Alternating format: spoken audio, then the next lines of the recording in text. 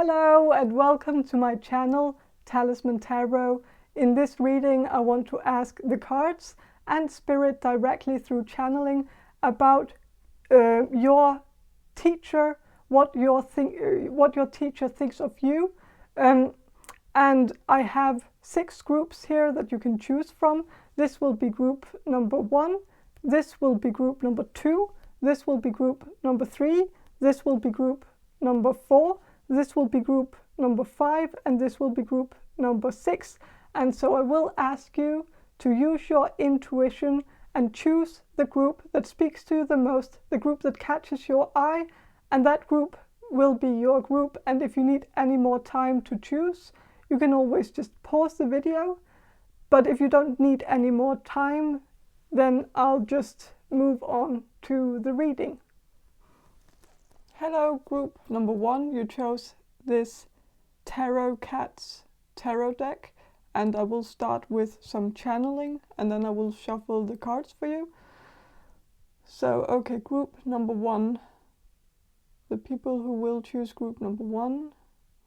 What does group number 1's teacher think of group number 1?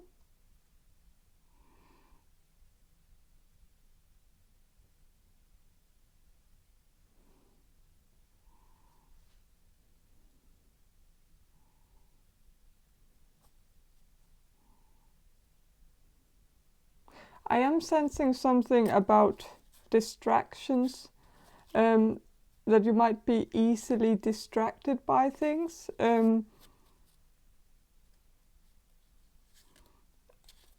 I think your teacher might see you as a bit unfocused,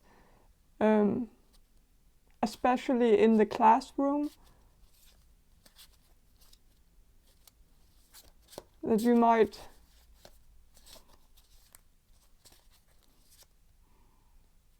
be easily distracted by things going on, like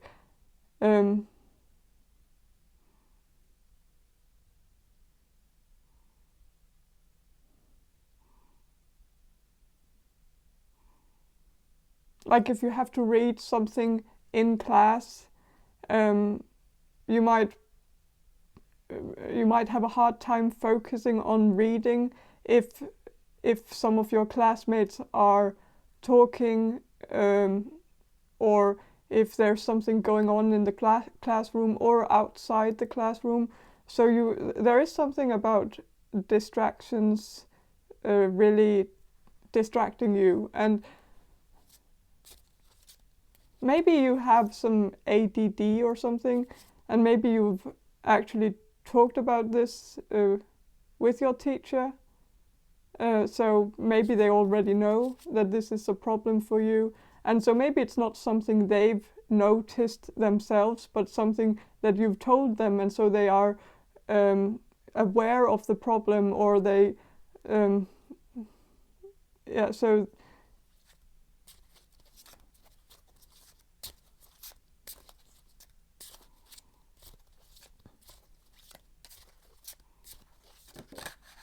So, with the Queen of Wands, yeah, so there is something about you maybe being a bit distracted, but also maybe a bit like you might get easily bored with things, and so you always have to maybe you also have a tendency to procrastinate a lot when you do your assignments. Like you wait until last minute to do them, and maybe that's quite obvious for your teacher that the work that you present to them, that it's usually a bit rushed work, like you rushed through it last minute.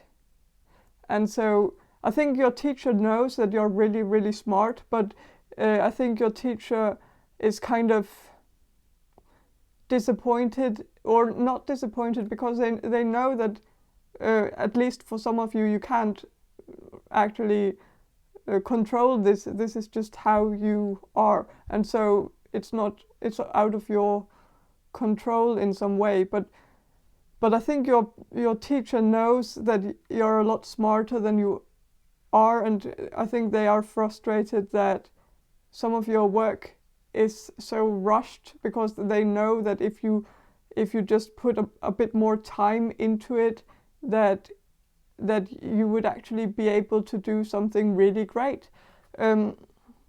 So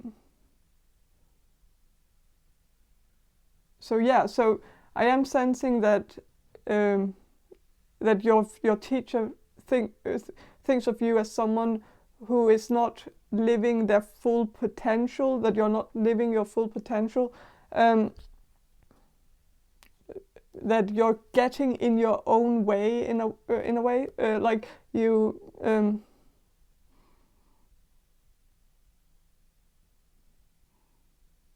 There's also something maybe about anxiety. Maybe you have some anxiety to speak in front of the class and stuff like that, and so maybe you get in your own way in that sense, where when you have to present something in front of the class, you might stumble on the words, and you might get really nervous to the point where you can't actually shine to the degree that your teacher knows that you can act. Your teacher knows that you can actually shine very brightly, but you are your own hindrance. Like, you hinder yourself to shine as bright as you would be able to do. So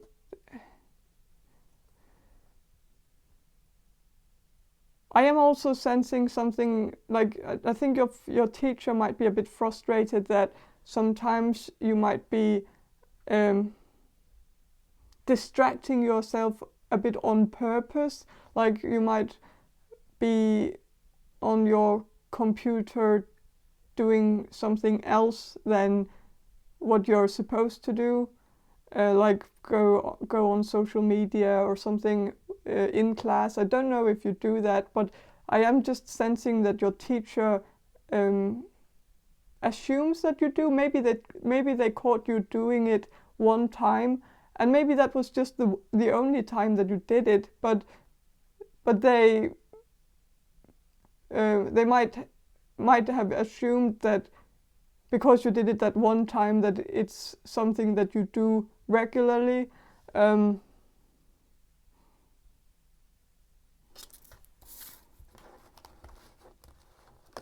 So,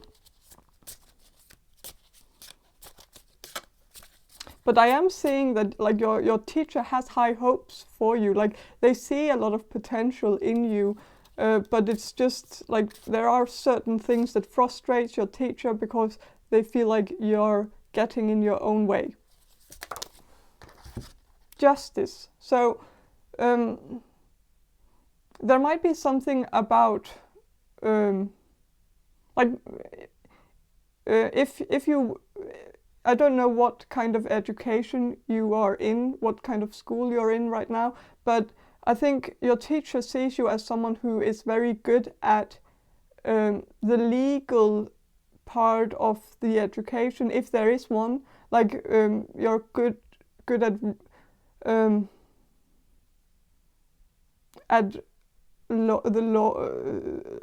law, or good at arguments, like good at rhetorics, rhetorical whatever, and also, like, you probably shine very brightly in the topics or the subjects that have to do with coming up with arguments, coming up with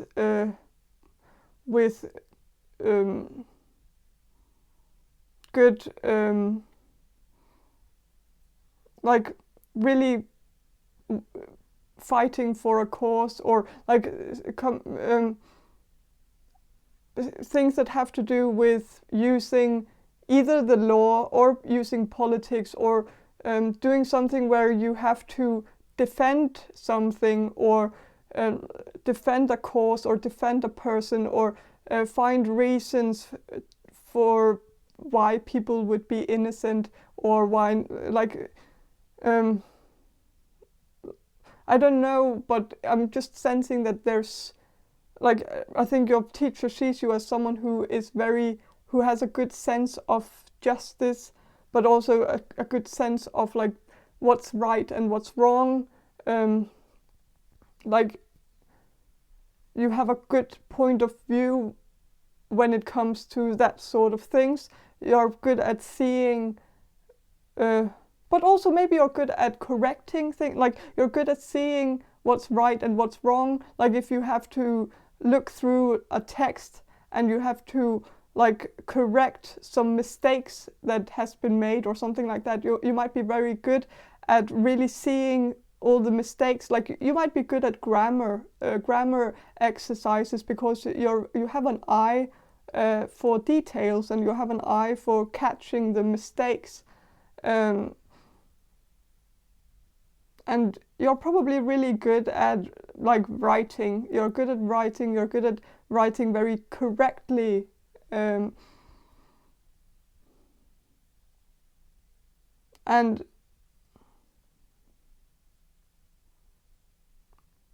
maybe you're also very good at, like, philosophy and philosophical questions.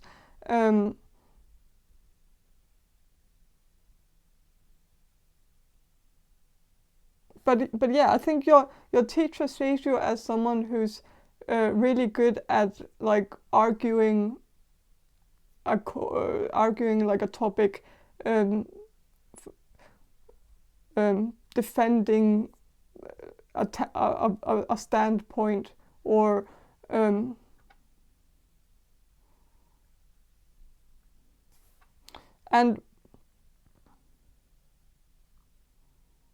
you're probably also good at seeing things from both sides, like seeing the pros and cons within everything, like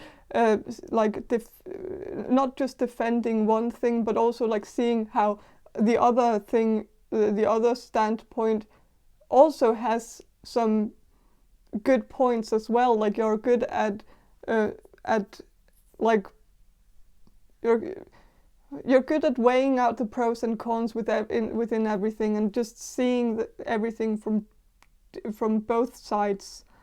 And you probably have, maybe you've also been quite neutral when it comes to certain situations that have been going on in the classroom. Maybe there have been some arguments, or some problems going on in the classroom where you've been quite neutral. Like, you've been able to see both sides of the issue. You haven't taken sides. Like, you've been kind of Switzerland, like, just in the middle, and not really. And I think your teacher sees that as, like, very smart, that you've been able to just stay neutral and not get involved in the drama.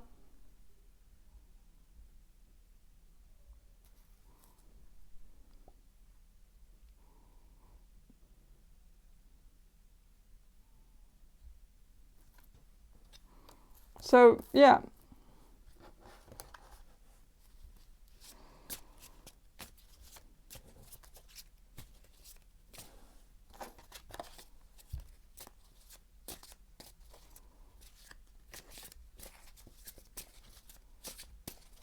So what does group number one's teacher think of group number one? I think your teacher sees you as someone who's very good at catching patterns. Like, if you look through a text, you're really good at seeing if there's a pattern that keeps repeating itself. And I think like one of the few people in the class that actually catches those patterns, because you're really good at like seeing patterns.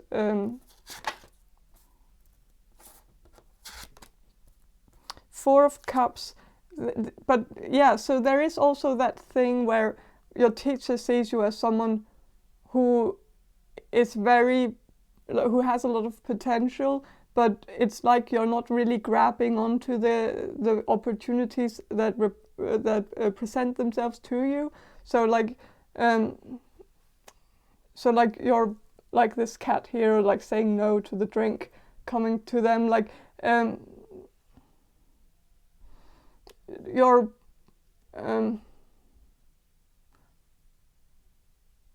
so yeah, I think your teacher might see you as someone who your teacher has high hopes for you, but it's like you might lack some of some of those hopes yourself. Like you might not see how great your potential is yourself. Like you might have some low self-esteem or something where you feel like you can't do certain things because maybe it's because you have anxiety, or maybe it's because you have ADD, and so maybe you feel like because you have those one of those diagnoses or whatever, that it's preventing you from going out and getting like higher education, or like some, I don't know, but I think your teacher feels like that's just you getting in your own way, that you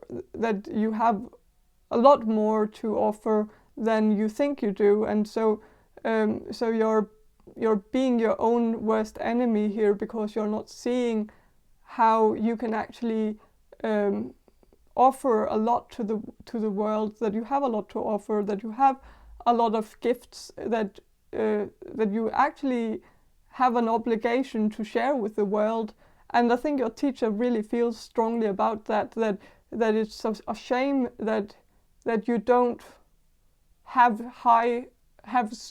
big dreams for the future, because you could really achieve a lot of success if you just went for it. And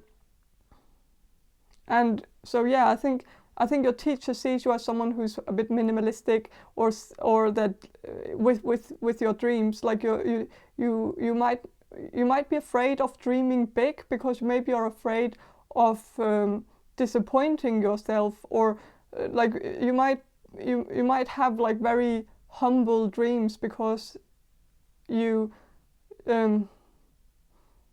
afraid to look like a fool if you tell everyone that you want to be a doctor, and then you go to medical school and it's too hard for, or whatever, like that would, I think you would, some of you would probably feel a bit ashamed of that, and so you don't dare to go there because it would be too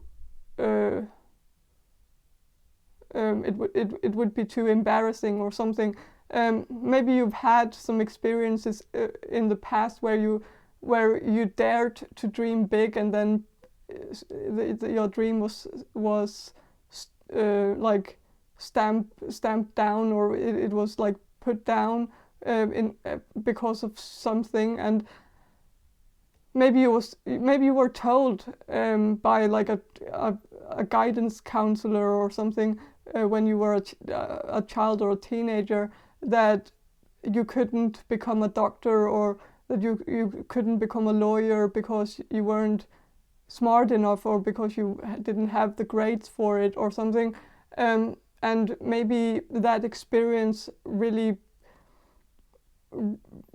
formed you and made you believe that maybe you shouldn't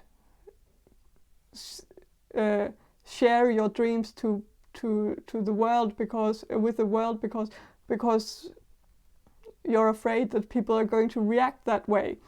But I think your teacher really wants you to dream big, and maybe you do dream big. Maybe you have a lot of big dreams, but you don't share them with your teacher, for instance, because you're maybe afraid that they will laugh at you like that guidance counselor or that teacher that you had in grade school or whatever. And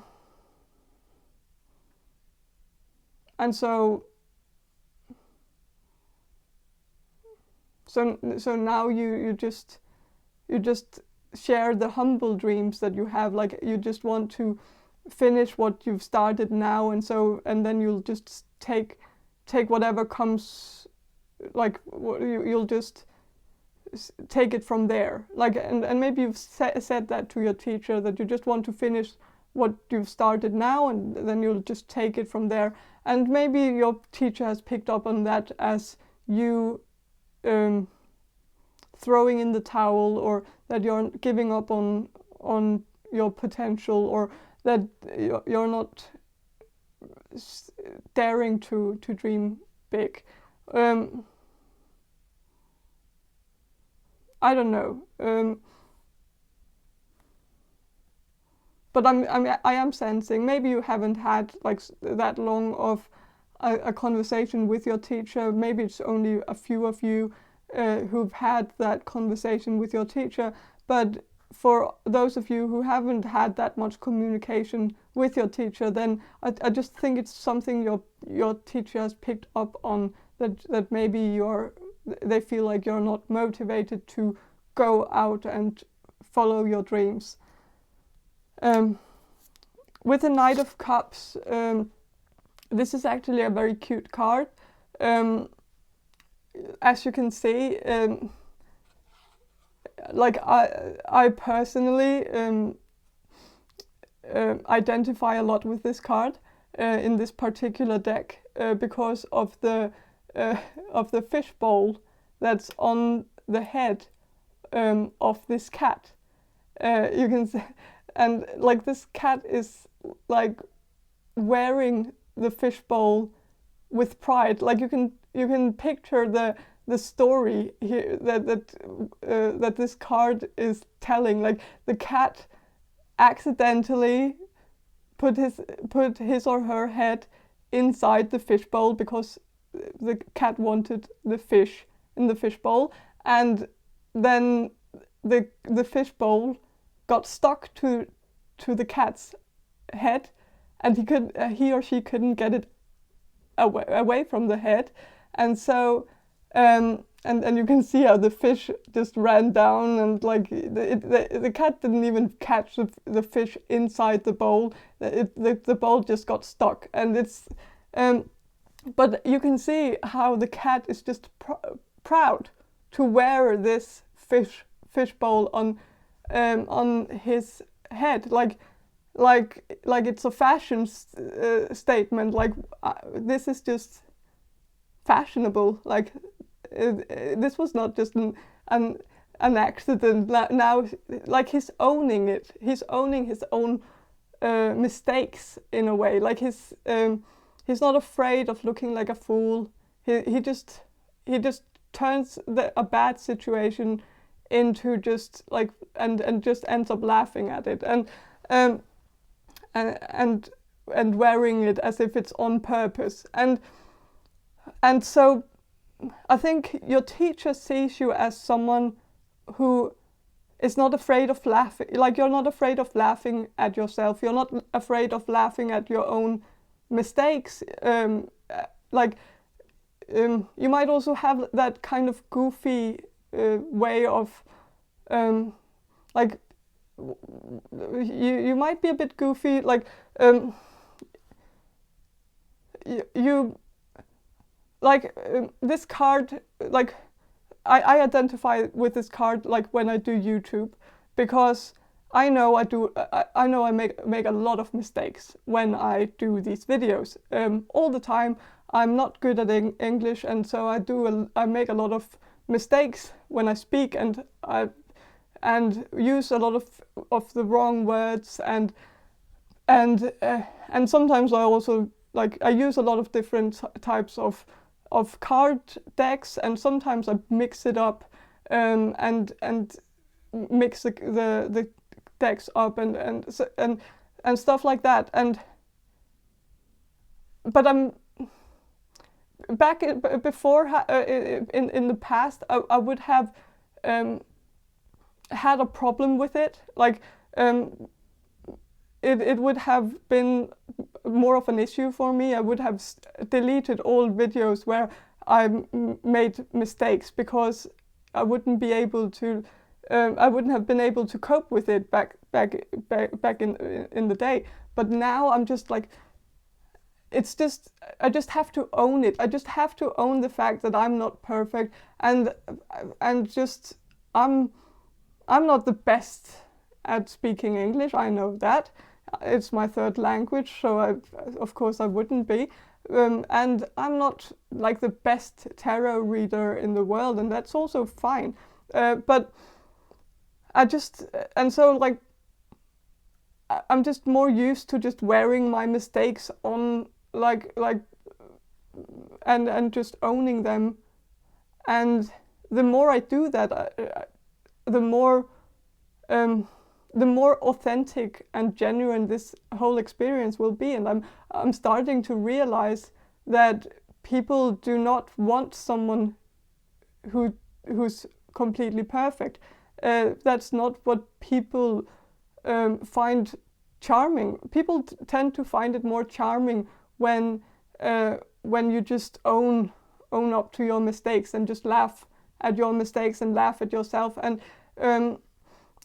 And I think your teacher sees you as the type of person who laughs at yourself, who doesn't take, like, you don't take yourself too seriously. And I think your teacher really likes that. I think your teacher finds it very charming that you that you're not trying so hard to impress them. Like you're and I think it's also something that they've noticed in your, especially in your written assignments, that you in your essays, that you that you're not trying to impress them, that you're not afraid of making a joke once in a while, even though it might cause you to get a worse grade. Like but it's because, like, maybe you also feel like you have to entertain the teacher more than you, like, maybe grades don't really matter that much to you, so you want to just entertain the teacher. You want to make a joke once in a while. You want to lighten up the experience in some way, and you don't take yourself so seriously, and you don't take things so seriously. And I think your teacher likes that. They like the fact that you're not one of those students who get so serious that they don't dare to make a joke. They don't dare to do something different or alternative or think outside the box. Like I think your teacher sees you as someone who thinks outside the box. You dare to take some chances once in a while, even though there is a risk that they might not be that they might not work in your favor, but you do it anyways, because with bigger risk there's bigger reward. And I think your teacher picks up on that, and they like that about you. They like the fact that you dare to sometimes just also just that you dare to make mistakes and own up to them. And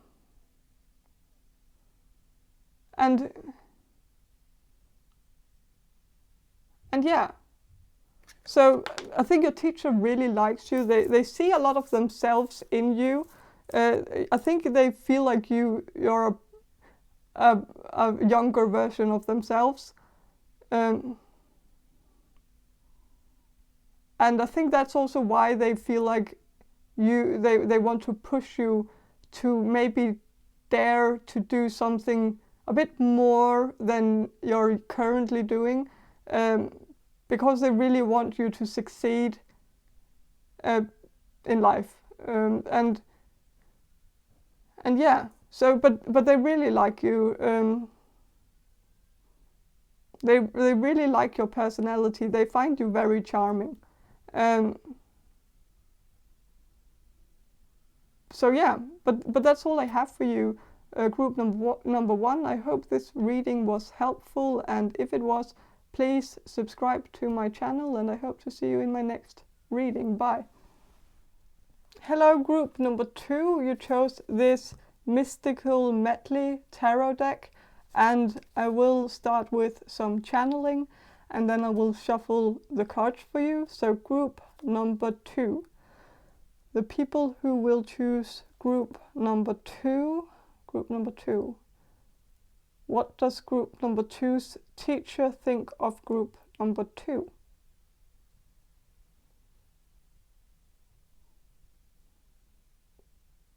I think they see you as someone who wears too much clothes.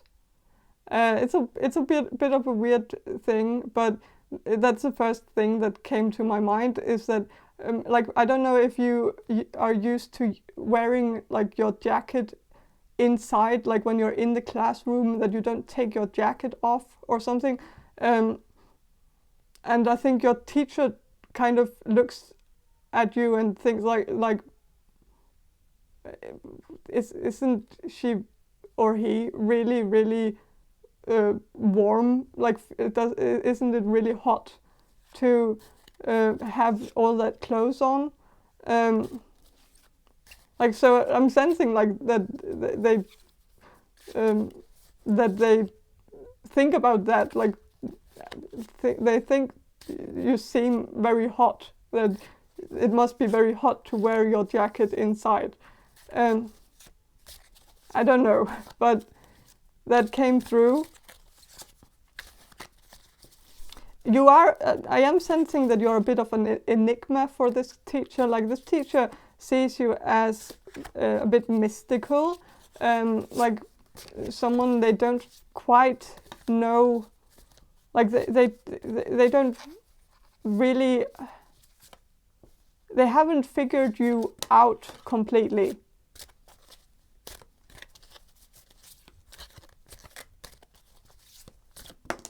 I don't know if you have a tendency to not go to class, that or that you stay away from class sometimes, and I think your teacher has picked up on the fact that sometimes you are not there, and so they wonder why you're not there. The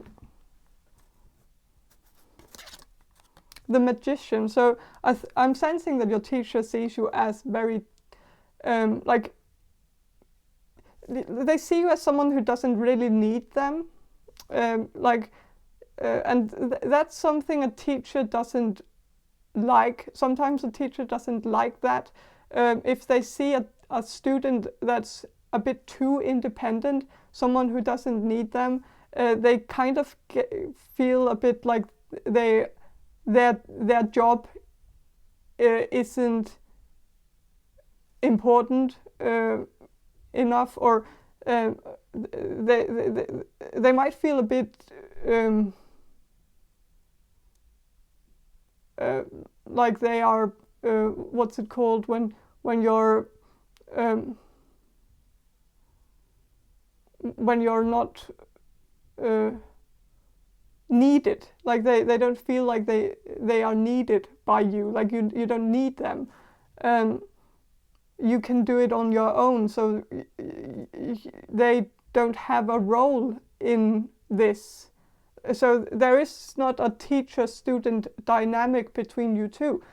So there's no relationship between you two, because they are not teaching you anything, and you're not learning anything from them. And so I feel like they feel a bit distanced from you, like there is like this disconnect between you two. You're doing your own thing. You're studying on your own. You're not going to class that often, and you're probably getting good grades anyways, and so it's like this thing where you can easily just study on your own, and they don't, and you probably send your essays you send your essays to your teacher, or some of you do, and they read through your essays, and they know that you're very talented and skilled, and you know a lot of things, and you know everything you need to know about the, like, so obviously you don't need them. And so I think that's kind of like, they feel like they don't think that much about you, because they just think of you as this person who's doing their own thing. And yeah, with a 5 of Wands reversed, I am sensing that, like, there's no trouble there, like there's no conflict, there's no problems. Like, you're very problem free, like a very problem free student. Like, there's no you make their job very easy, because there's nothing there, there's nothing for them to be concerned about. There's no like, there's just nothing problematic about you.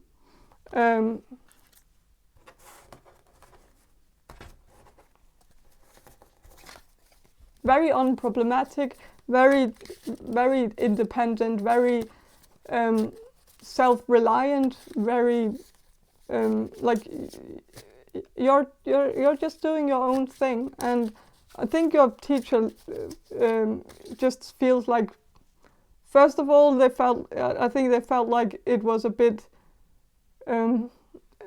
like, they felt like you didn't need them, and that might have made them feel a bit uncomfortable about this whole student-teacher relationship. But I think now they just feel like, okay, but it's easy work. You're making their job easier for them, because there's one less student to worry about. Ace of Swords. I think your teacher sees you as very smart, very wise, very intelligent. You have your shit together. You know all your you know everything that you need to know. You have all the information. You have all the skills, and you have it all.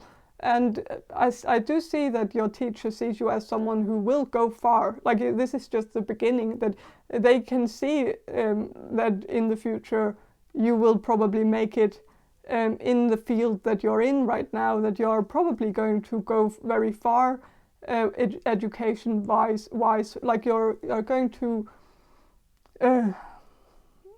you're probably, like, your teachers probably sees you as someone who could go out, who could get a PhD and all of that, and it would probably be very smooth for you, because you're obviously very talented and smart, and yeah.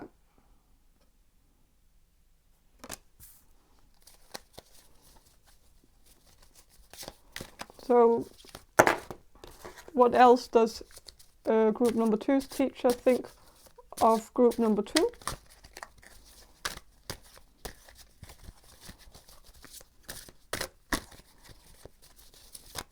There is something about social skills that maybe I feel like your teacher might want to push you into doing more social things with the rest of your classmates, that you're maybe a bit isolated from the others, and I think your teacher wants you to play along with the others more, or that maybe they could even like, maybe they are even plotting against you in a way, because I think they are planning on putting you in a group in the future, like putting you in a group setting so that you have to make some kind of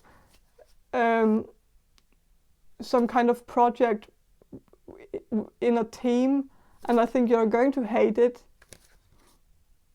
But it's still, I think that's what your teacher feels like. That's the only thing they can maybe teach you, is to work well with others. Like they can push you into into becoming more good at teamwork. Because I think your teacher sees you as someone who's very much like you just work on your own. And you walk around alone maybe, and you sit alone, and maybe your teacher feels like that's not ideal in their perspective.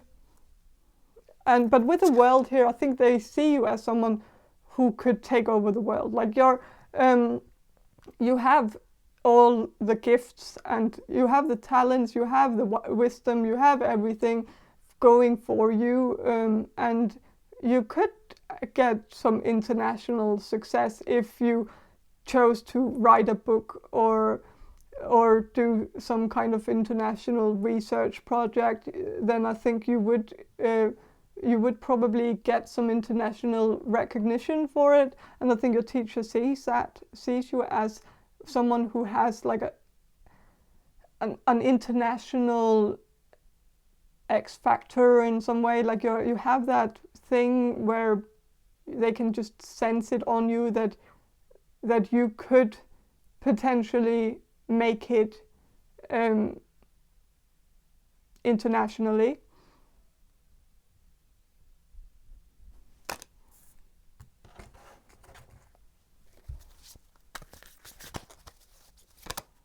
But yeah.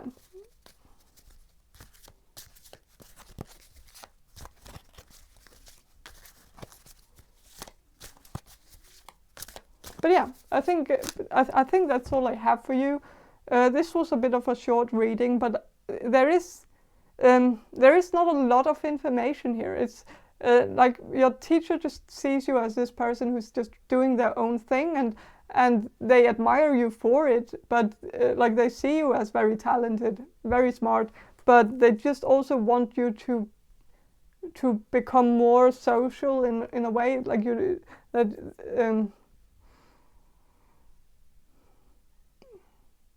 that they want to push you into working with others, because they see that's something that you will have to use in the future. You will have to work with others when you start your career, and yeah. So, but yeah, this person, like your teacher, has a good view on you. They see you as a very talented person, so that's a positive thing.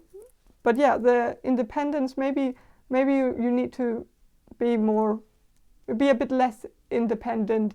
Maybe try to seek some guidance from others, because even though I know you're very smart and probably probably more capable than a lot of your classmates, but you can learn something from everyone. Like even if you think of like a classmate of yours who you think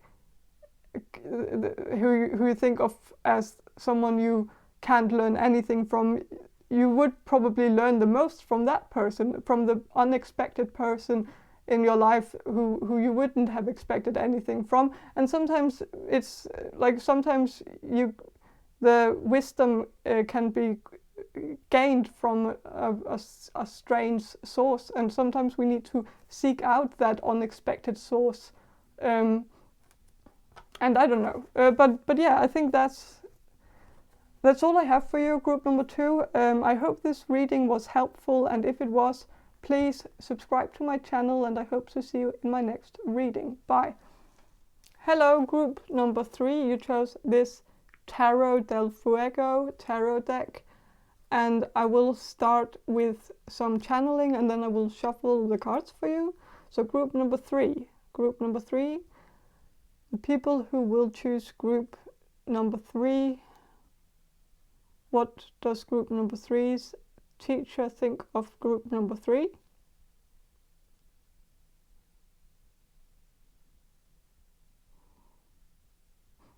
I am sensing that your teacher sees you as a bit withdrawn, like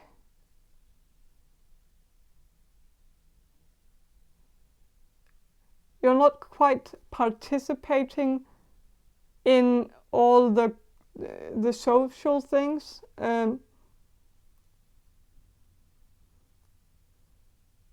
or that you're like on the fence or something, like I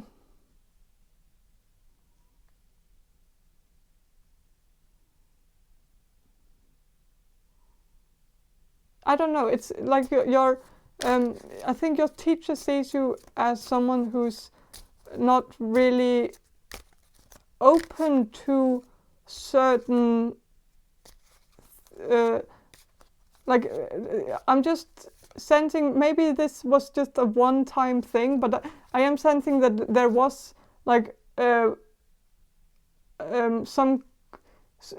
was like a day or a field day that you had with your class, where you had to do some team building exercises or something like that, and I think you didn't want to participate in the exercises, which I understand. I think we all hate team building exercises. They are horrible, but I think your teacher picked up on that and thought like you're not, and thought that you're not. That you're not cooperating, or that you're not cooperative, or that there are certain things that you just don't want to do, and so you don't do them, and that's, in my perspective, that's fine. I think it's good to have limits. It's good to set boundaries. If there's something we don't want to do, we shouldn't force ourselves to do those things. But of course, when we make those decisions, of course, we can risk that there is always the risk that someone will take offense to it in some way. And I think your teacher might have gotten the wrong idea about you back then because of this team building exercise.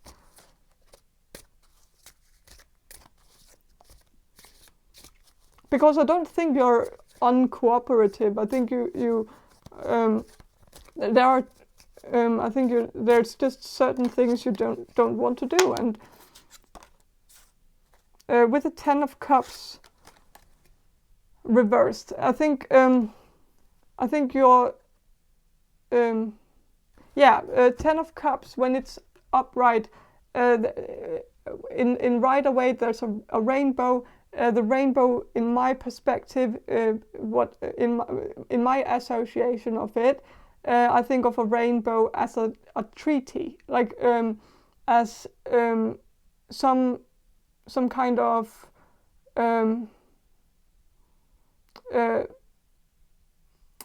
agreement, or some kind of obligation, that like if you do this thing, then I do this thing, or something, like where there's like a deal, or some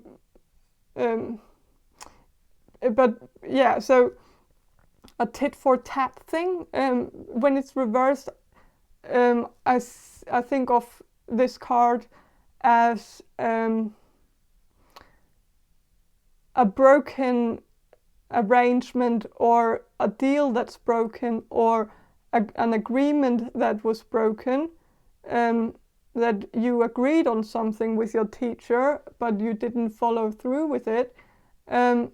So I don't know what exactly this, but it could also be that there was something that you were obligated to do, maybe this team building exercise, maybe it was an obligation that you should participate in it, and so maybe your teacher felt like it was like you broke the rules in some way by just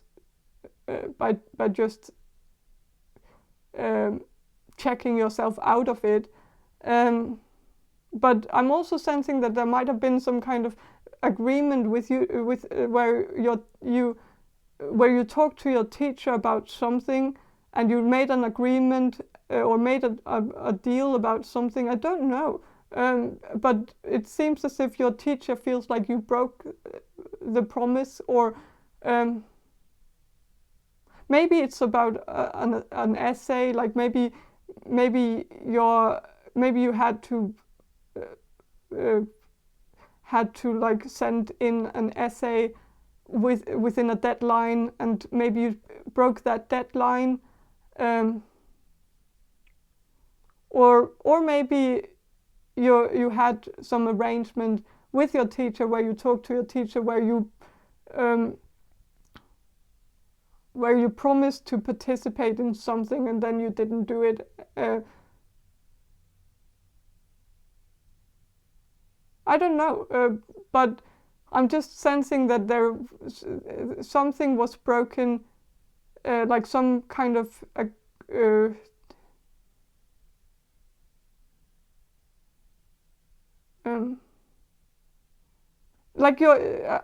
I don't want to say this because like it sounds really bad, but it seems as if like there was like some trust that was broken because you didn't follow through with something that you had promised to do. And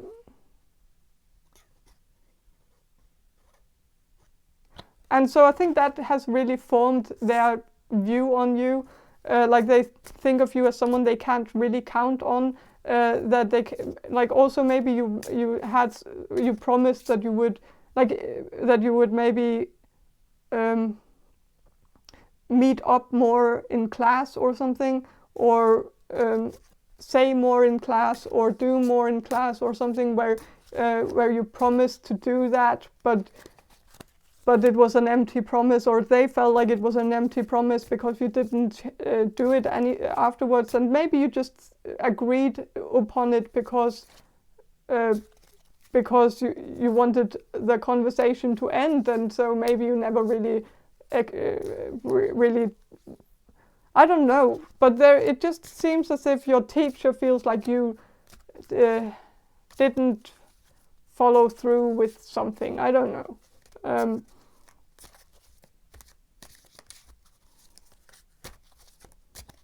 It could also have been about some extracurricular thing that your teacher wanted you to sign up for, but then you didn't sign up for it, or something like that. I don't know. Like maybe there was a program that your teacher wanted you to sign up for, but you didn't, and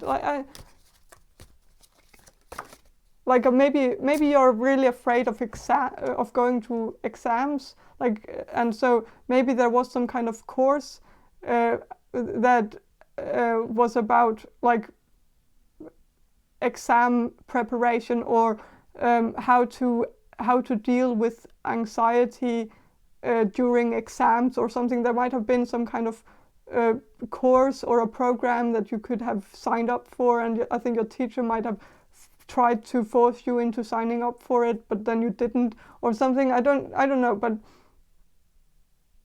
but I just yeah. So with the 10 of Pentacles, I think your teacher sees you as someone quite privileged in some way, maybe even spoiled for some reason. I don't think you are spoiled at all, but I think your teacher sees you as someone spoiled because you set boundaries for yourself, because you say like that's something I don't want to do, or because you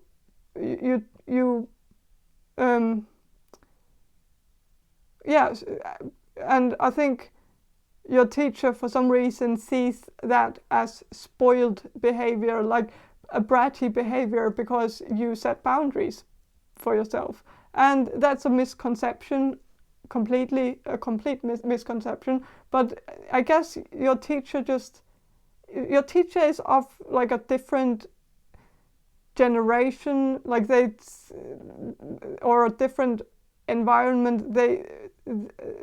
They don't see the world in the same way that you see it. They don't understand that it's okay to say no to things if you're not comfortable with doing it. It's okay to like it. So, but I think your teacher has a different view on that, and I think they see you as someone who comes from a family where you might have been, where you have never had to do something uncomfortable just because you had to, that maybe they feel like you've had too much of a shielded life where you've been able to just pick and choose what you wanted to do and what you didn't want to do, and that you're used to getting sympathy from people, and maybe you're not used to that at all, but that's just something that your teacher has an idea about. I don't know, but with a strength card, I think this kind of makes me think that like your teacher sees you as someone who has like a lot of self-worth. Like you might not have a lot of self-esteem, but you have like a sense of self-worth. Like you know what your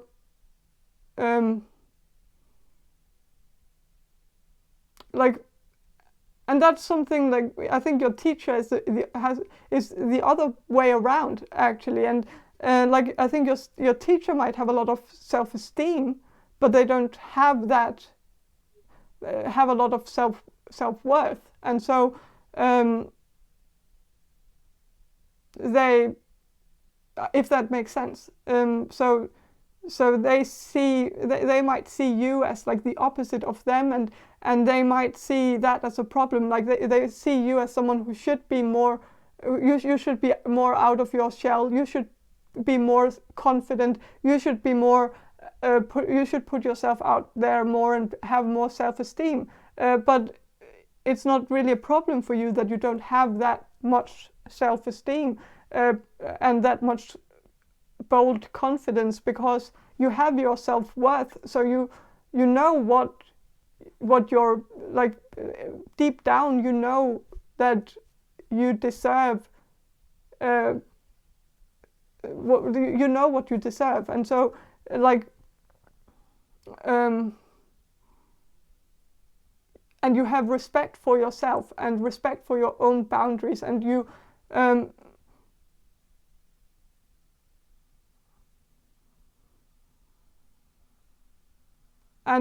actually that's a big strength for you, because maybe you're not the most confident person in the world, but because you have so much self-worth, you show people how you want to be treated. You tell people how you want to be treated by setting boundaries, by saying no, like this is something I don't want to do, and so you have to treat me this way because that's what I deserve.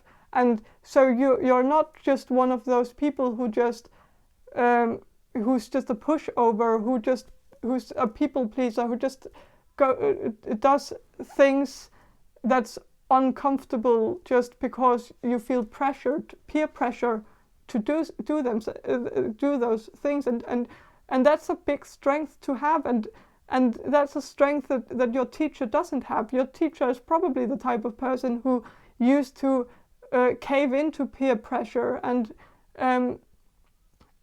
so they don't understand you, and you don't understand them, and so there is this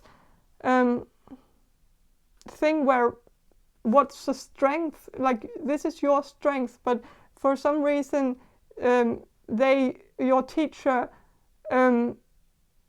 feels like you should be different, that you should have a different strength, like they don't see your strength as a strength, they see it as a weakness, and they see it as you being withdrawn, like with this person here, like they see you as someone who is like with a in Right Away, there's like a lady who's taming a lion, and your teacher sees you as someone who's really good at taming your own inner lion, the lion within you, and that's a good thing that you can do that, because it's impulse control. It's like you can control yourself in a way that is actually very good. It's good to be controlled, be able to control yourself. Some people might see it as calculated, some people might see it as withdrawn, and I think your teacher sees it that way, that you are withdrawn, that you're getting in your own way, that you're putting a lid on yourself, like you're filtering yourself, you're not speaking your mind, you're not putting yourself out there, you're taming your own lion, you're not showing your passion and your fire to the people around you. You keep it you keep it locked inside, and that's a good thing. It's good to cave, to put the lion in a cage. It's a good thing, because then you have the key to it. Then you can open it up when you want to. You can seek that passion yourself. Like if you need it, if you need that passion to finish some project or some assignment or some essay or something, then you can find, like, you can use your key and like get the lion out there, but then you can put it back in the cage when you're finished with it. And so it's good to have it under control, and it's but I think your teacher feels like they just want you to just be raw and like get your fire out there, and just like this. You might notice in the future, and maybe you've already noticed this, that your teacher might provoke you sometimes. Like they might try to provoke a reaction from you. Like they might say something to you in class that they just say just to piss you off. Like that it's intentional provocation, and it's because they want to see that lion come out. But if you're not comfortable with it, then just don't react to it, and you can, like, they will realize that they can't do that. They can't provoke a reaction from you, because you are very controlled and you are good at controlling your reactions, and that's not necessarily a bad thing. And we are all very different people, and sometimes it's a strength to actually be able to put that lion in the cage where it belongs. And yeah, don't cave into peer pressure. Don't feel like you have to be different for this teacher to like you, and you will need to be different for this teacher to like you. But don't feel like you have to, because I don't think this teacher is the type of person that you would want to impress. I think you just need to think that, well, this is not a teacher that is this teacher is not worth your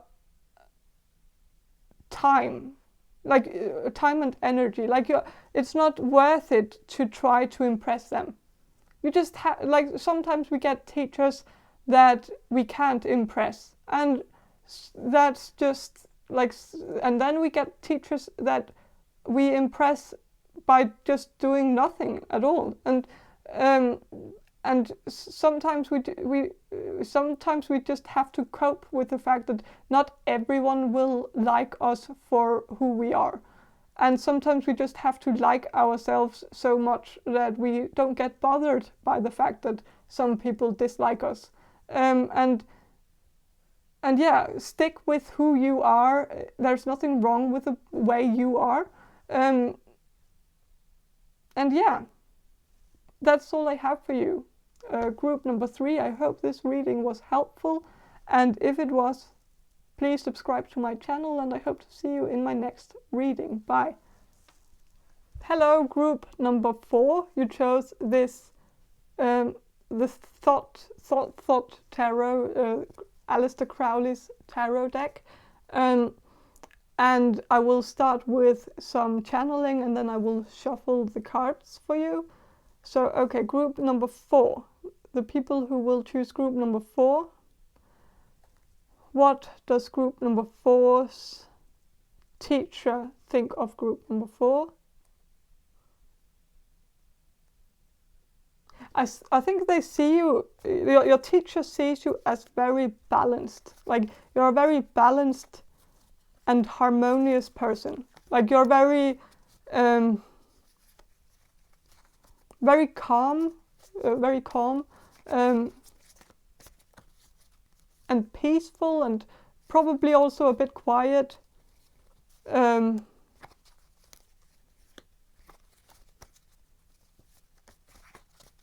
And I think your teacher appreciates those qualities.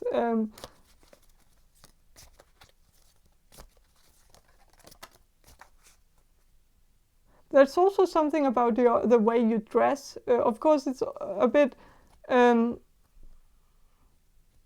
like I think your teacher sees you as someone who's a very good dresser. Like you dress very very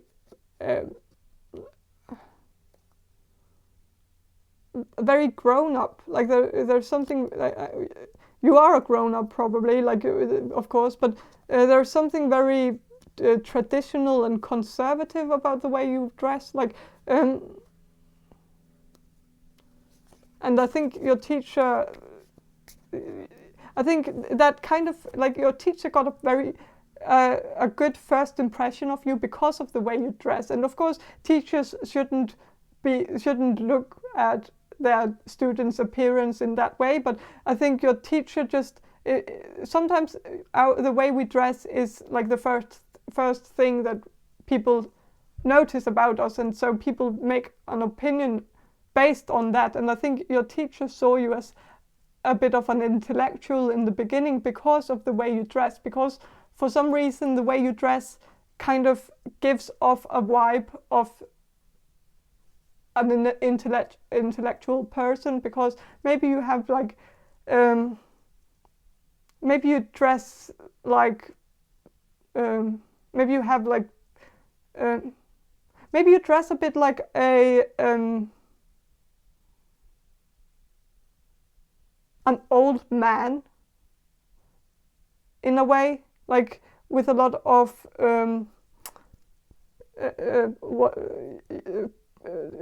Scotch patterns, you know, with the checkered patterns, you know, I don't know, but and like maybe a lot of brown and beige and green, dark green, and and maybe you also have like round glasses or something like that, and maybe you also wear like sweaters, like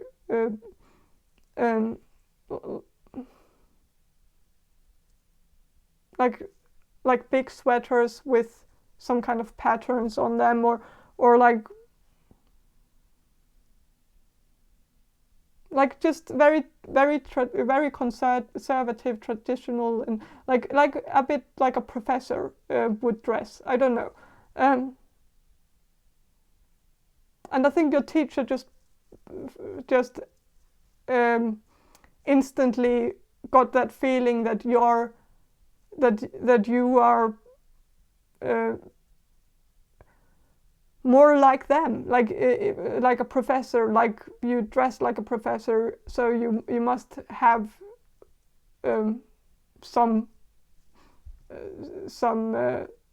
you must have a mind that reflects how you dress in some way, like with the Knight of Swords. I think your teacher sees you as very smart, probably also someone who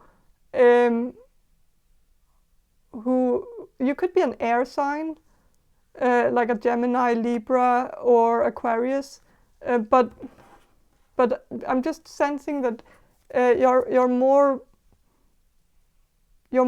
cutthroat. You're more like you're quick-witted.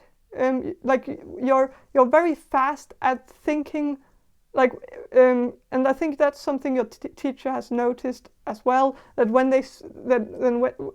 they ask you a question, you might be very quick to come up with an answer, and a very smart one or a very funny one. Like you have a very quick mind.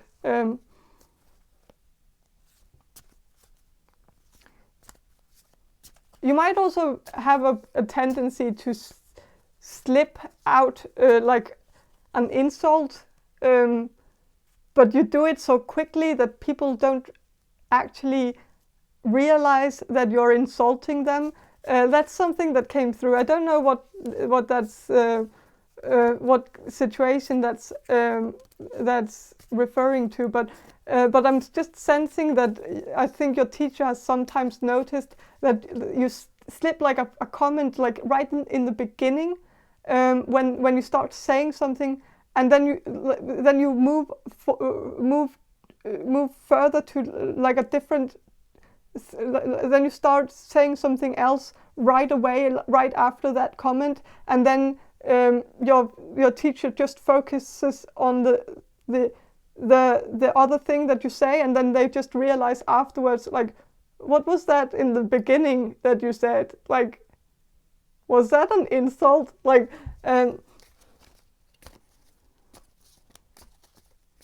but yeah, I think your teacher finds you quite funny, actually. Like they don't only see you as very smart, but they also see you as very funny. So with the Hanged Man, yeah, I think your teacher sees you as someone who has a very strange mind. Like I think there could be some Aquarius energy here. Maybe you're not an Aquarius in your sun sign, but you could be an Aquarius in your moon sign, or your rising, or your 10th house, or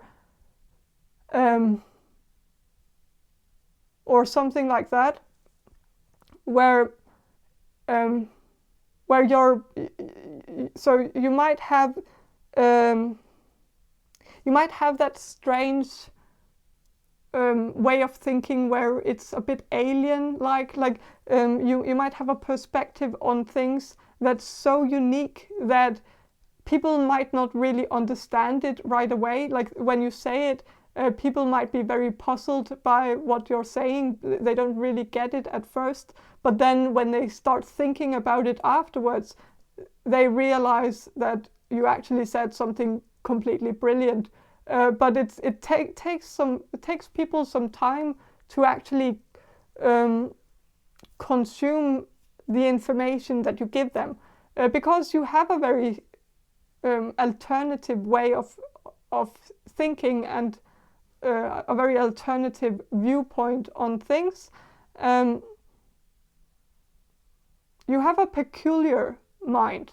That's like the word I think your teacher would describe you as, like very peculiar, in a good way.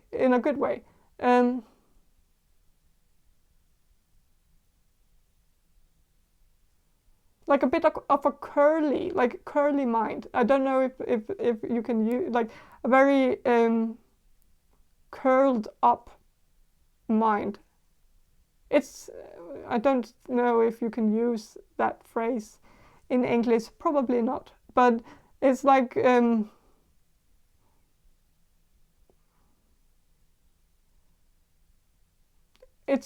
but it's very positive. I think your teacher really likes the fact that you sometimes see something. You probably also have a very, like, you come up with jokes so fast, and it's probably because you see something funny out of something very ordinary, something that no one else sees anything funny out of. Like, you can see something, I don't know, but it's very unique and very special and very and something your teacher really admires, and they find it quite fascinating that you are so different and your mind is so different, but you're so smart and funny, but you also have that quirkiness that I think your teacher feels like it's that kind of quirkiness that forms a genius. Like it's the quirkiness that we can assume that many of the big scientists had, like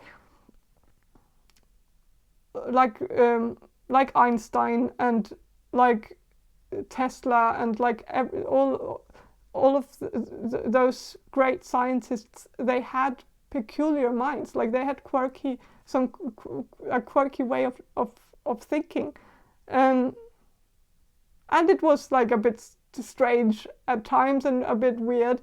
And I think I think your teacher sees you as a bit weird sometimes. You might say some strange things, but then afterwards they at first they see it as very strange, but then when they think about it afterwards, it's not that strange at all. Like it kind of makes sense.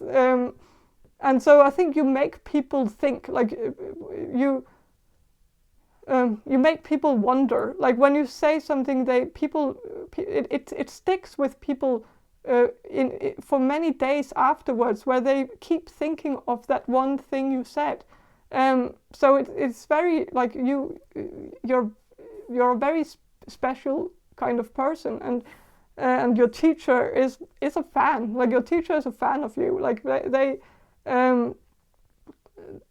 find you very brilliant, and they see you as someone who has some kind of star quality. Like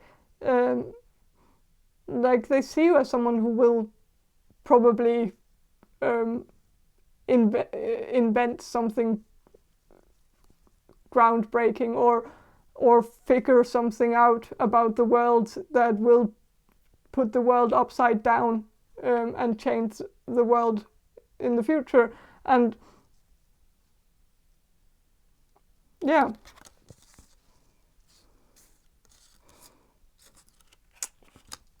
with a two of wands reversed,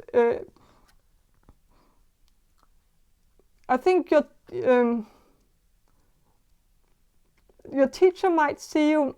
The only thing I think your teacher, like if there should be one thing your teacher should criticize about you, even though I don't think there are many things that your teacher would criticize, because I think they really admire everything about you. But I think your teacher sees you as someone who doesn't plan ahead. Like you're not good at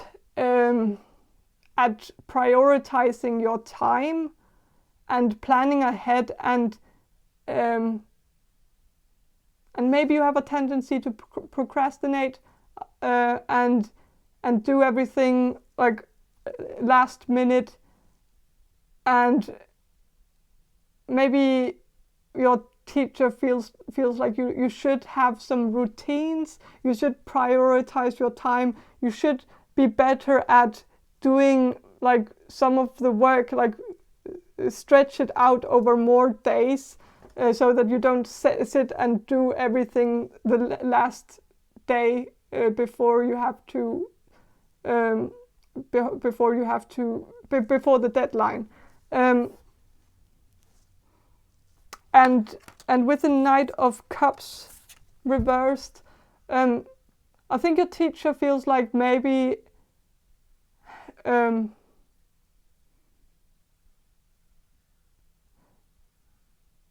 maybe you have certain things that I think your teacher could be a bit worried about you, about something.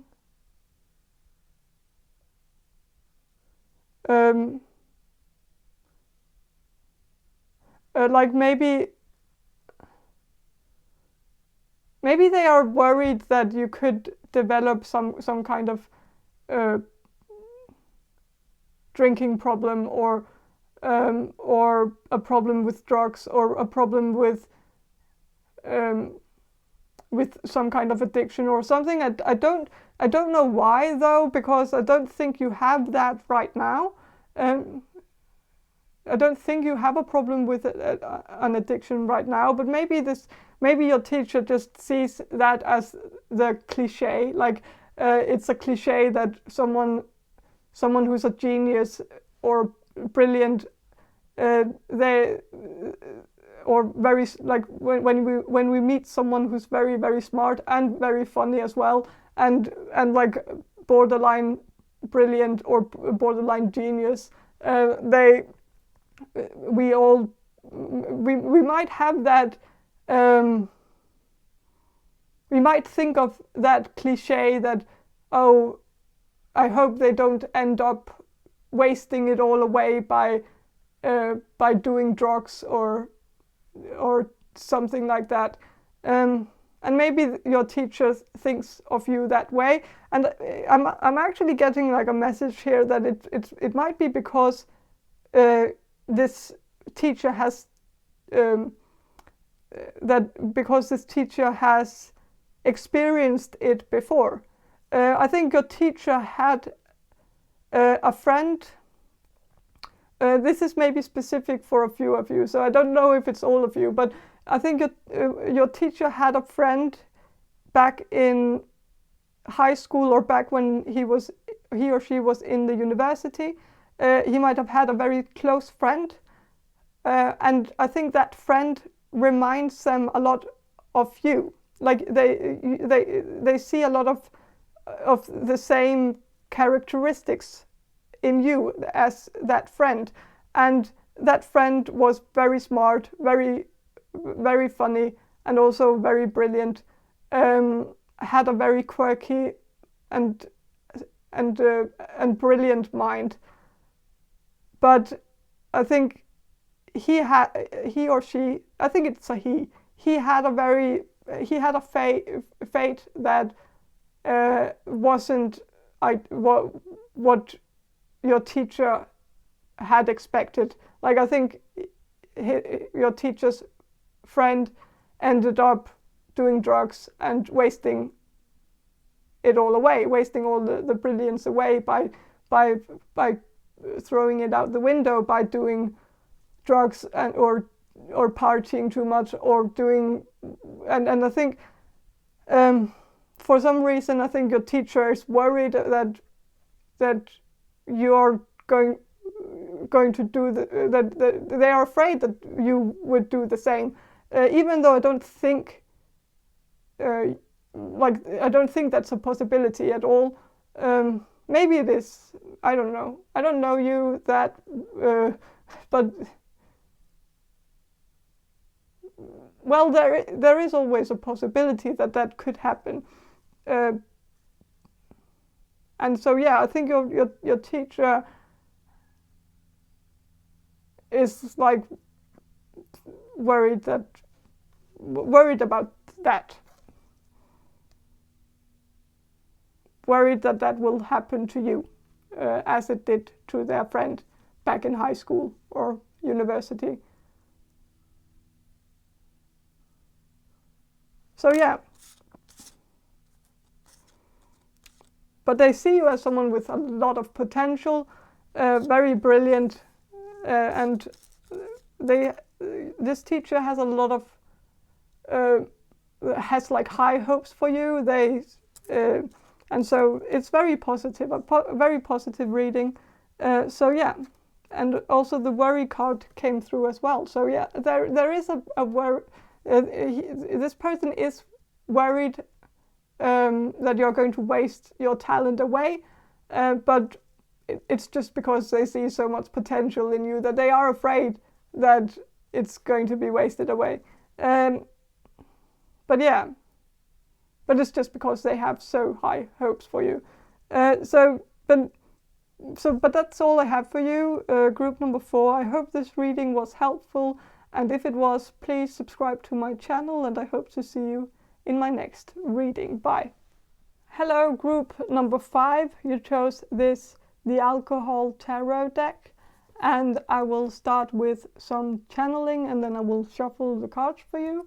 So group number 5, the people who will choose group number 5. What does group number 5's teacher think of group number 5?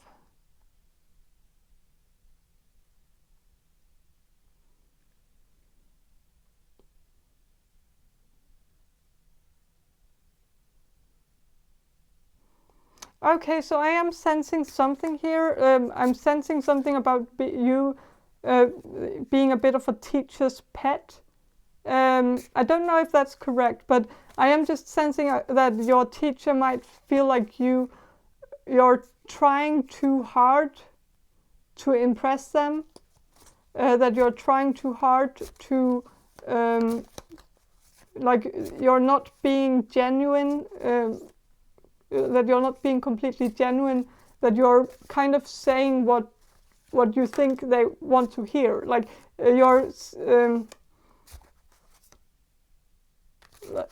I think your teacher wants you to take more chances.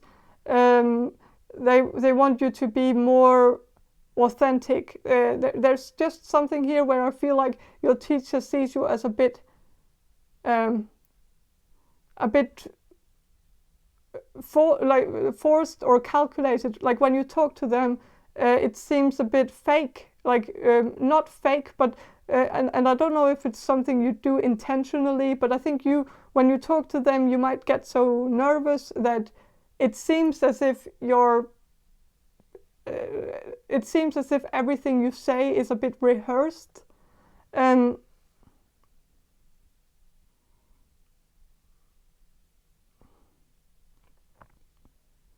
so I think your teacher wants you to be just more genuine towards them.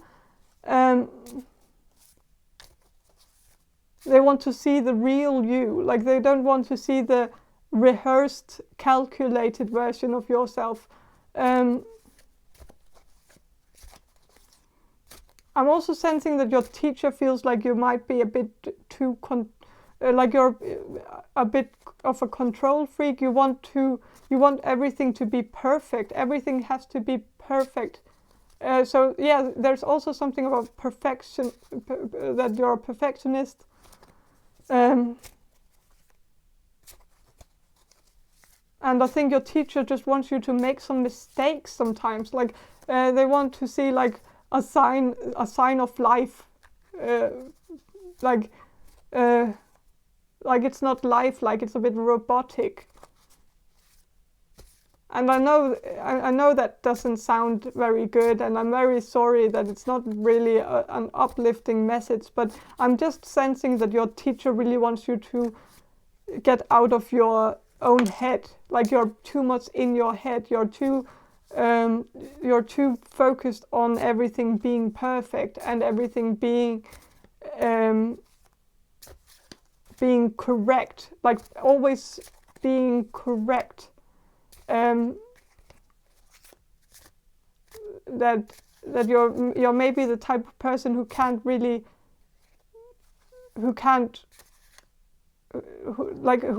that I think your teacher feels like if you made a mistake, you would want to kill yourself. Or I know that's very, very strong to say that, but like it's like they feel like it weighs so heavy on you if you make a mistake, like, and they just want you to lighten up and just live a little and just don't take everything so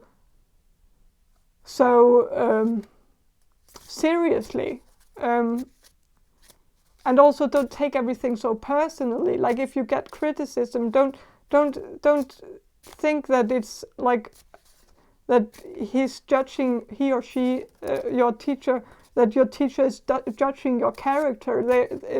You might have gotten some criticism from this teacher, and you might have overreacted a bit because of it, and you might have asked your teacher, like, what was that all about? Like, why did, and you might have asked them to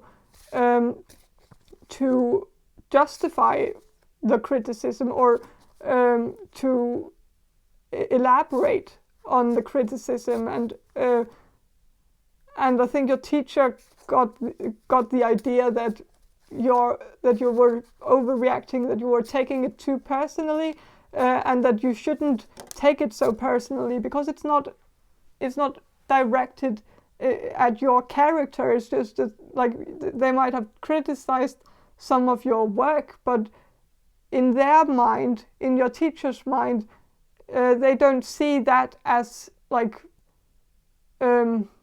something that, like, they see it as a product that you've produced, but they don't see it as a reflection on you, and so they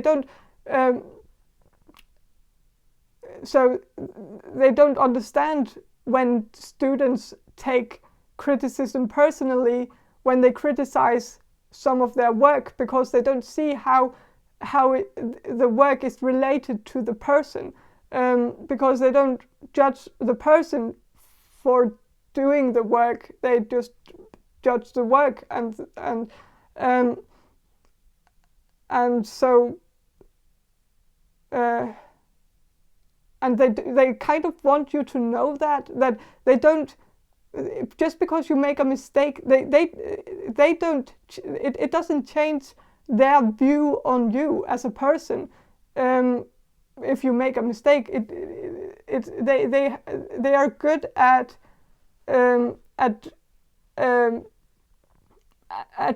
disconnecting those two things, and not letting that affect their view on you. And so and they feel like you feel like when you hand in an essay, that you hand in a piece of you, like it's a piece of your heart that you give out, and then if it gets stumbled upon by your teacher, you feel like they are taking a part of you and crushing it. But I think your teacher wants you to realize that, or that they are not judging you, they are judging the work that you produce, so that you can produce better work in the future. But they don't see it as like something that's connected to you. Like they see it as and it's so, yeah, I think your teacher sees you as kind of perfectionistic, to the point where it's a bit crippling, really. And so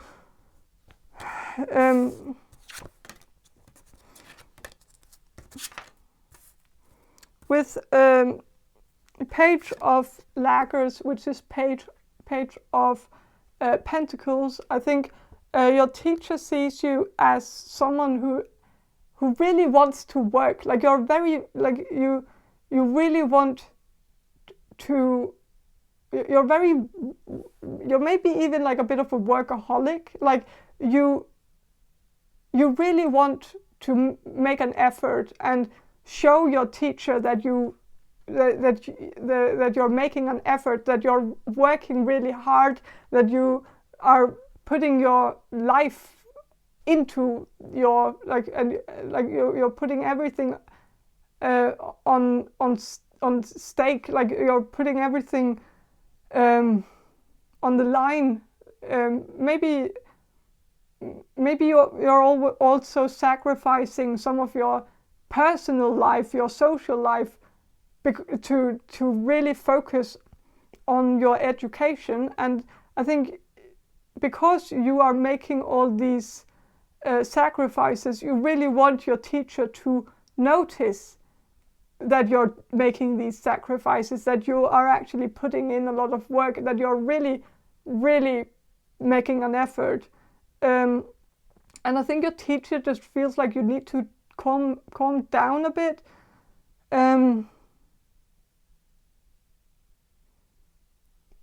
Because, like I said in the beginning, didn't I, that I think your teachers, I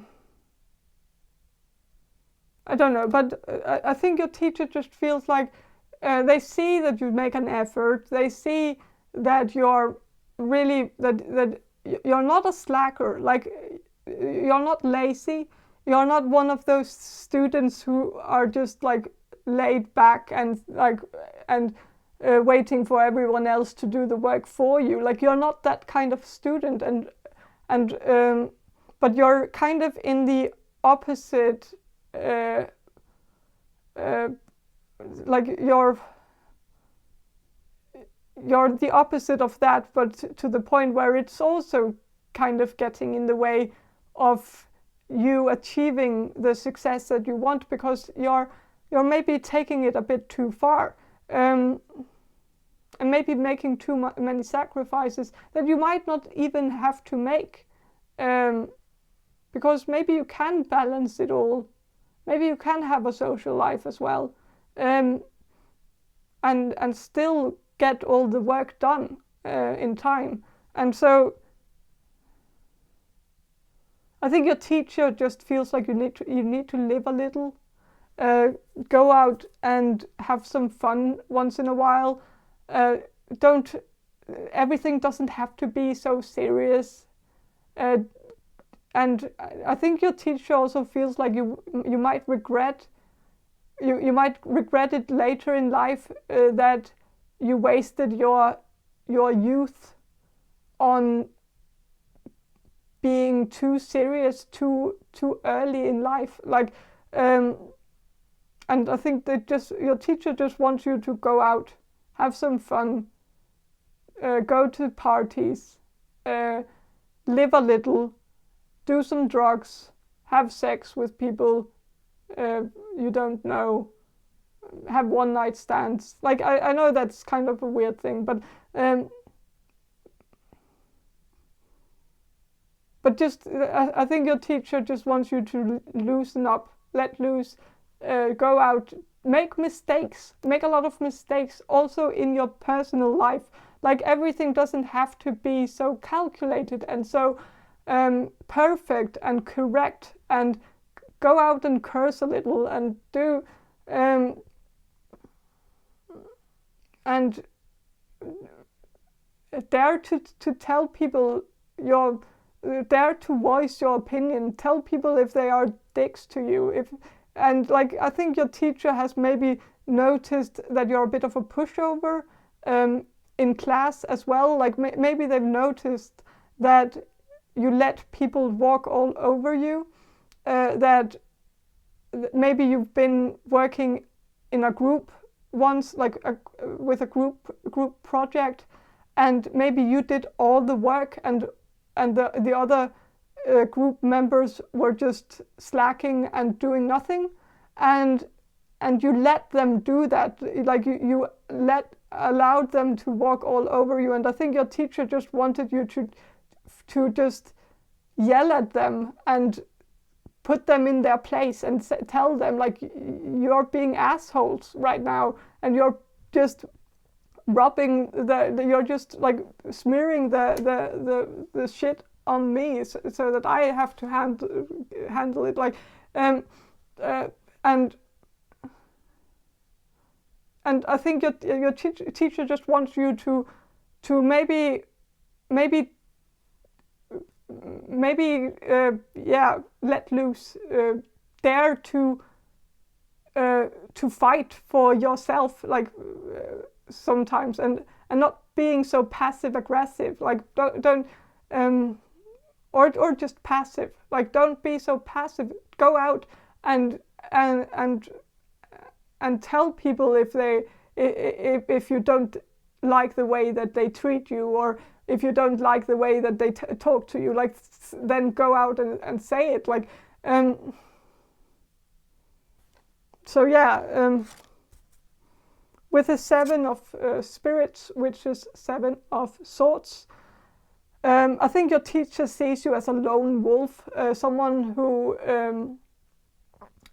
who's a bit like you work best alone, and you want to work alone, and I think you have this idea that's the only way you get the job done is to work alone, because working with others is just a nightmare, because maybe you are so adaptable, maybe it's like you're a pushover, so whenever you're in a team you have to compromise to the point where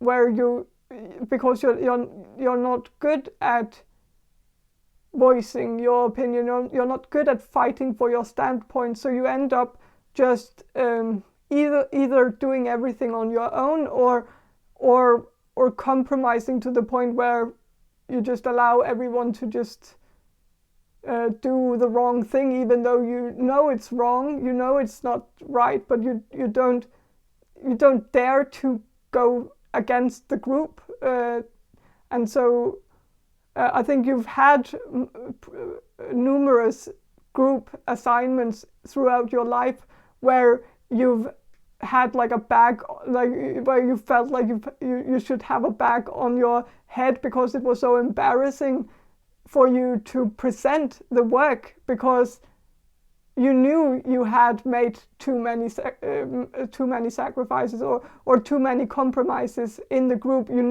knew very well that they were all doing something completely stupid and wrong, but you didn't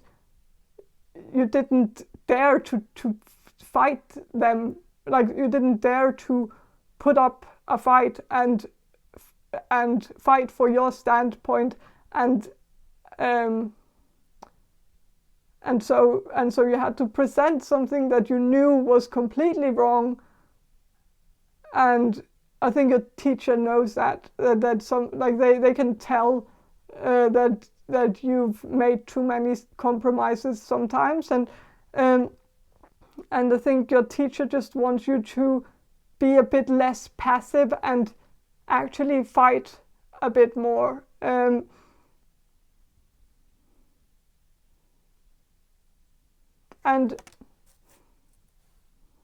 with the 7 of spears, which is 7 of wands, I think your teacher sees you as, like, they see you as the top of the class. You are the top student in the class. You are the one who will likely get the best grades, and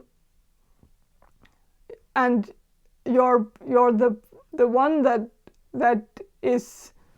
always do the perfect, correct work. You never make mistakes, and so you are the top, in the top of the class, with if not the top, the top student in the class. And so yeah, they see you as a top student, and they are not in any way they are not uncertain about that. They are very certain about it. With the King of Beers, which is King of Wands, I think your teacher might feel like someone like maybe a fire sign, that there is a fire sign, that you might have a friend in your class who is a fire sign, and I think your teacher sees this person as someone who's maybe not the best influence on you for some reason.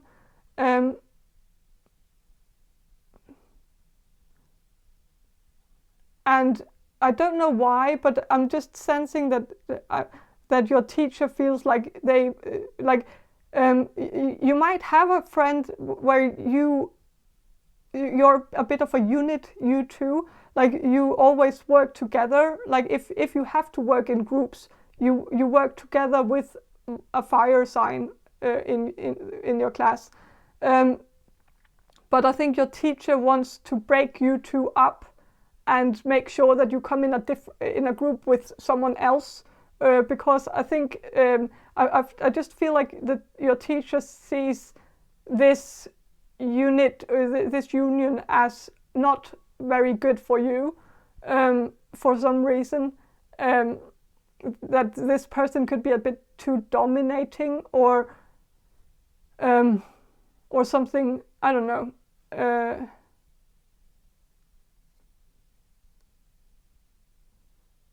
And so yeah.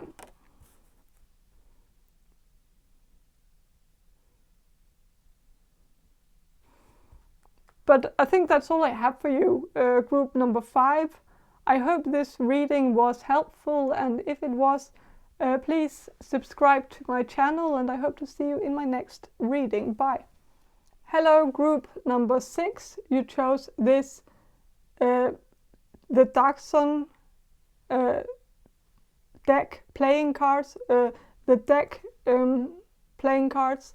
It's just regular playing cards, but there are illustrations on every card, and so I use them as tarot cards. And so yeah, I'll start with some channeling, and then I will shuffle these cards for you. So group number 6. Group number 6. The people who will choose group number 6. Group number 6. What does group number 6 teacher think of group number 6?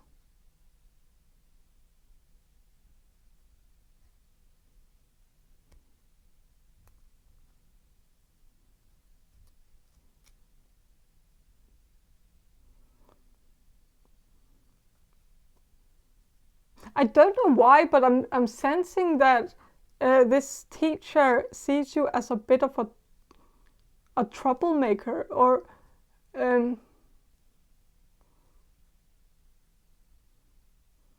like I don't know why, but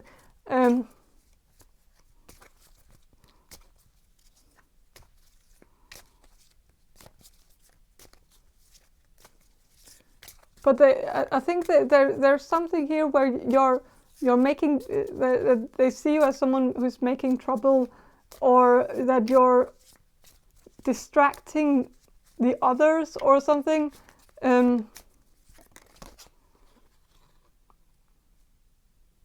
With this Joker card here, this could be that like you're a bit of a joker. Maybe you make a lot of jokes during class, or in your essays, or like you like to entertain in some way. Like maybe also when you do group projects, you like to be entertaining. Like you like to entertain maybe you are a born entertainer, so you're the type of person who cracks jokes, who likes to do things a bit differently.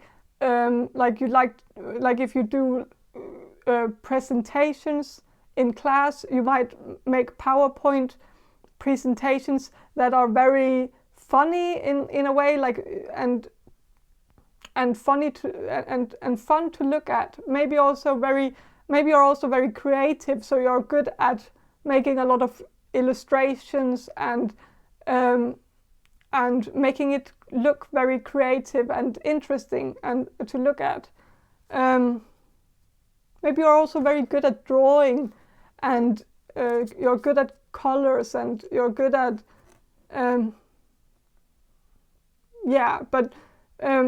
so you're very fun, and you like to have fun with your work. Like you like to make school as fun as possible. And I think your teacher doesn't really get it. I think your teacher wants you to take things a bit more seriously, because there's also like a man here who's shooting himself in the dick, and so this kind of makes me think that like your teacher sees you as someone who's like that you're getting in your own way, like you're kind of making it harder for yourself, because for some reason, like you do some things that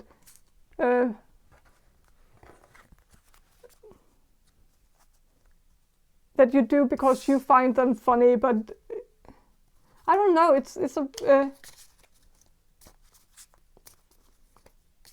but you might also be very distracted. Like you might get easily distracted by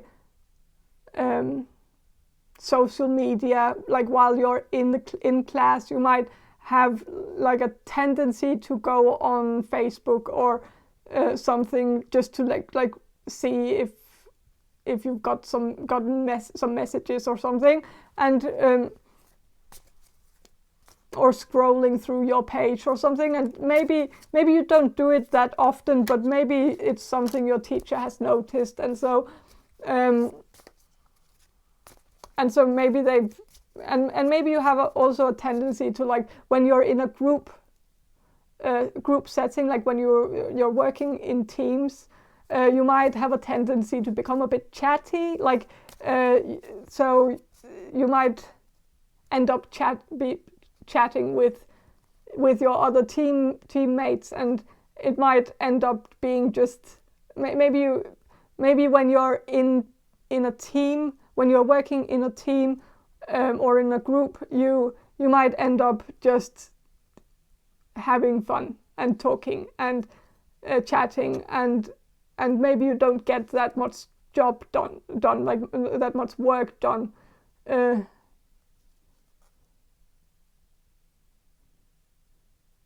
And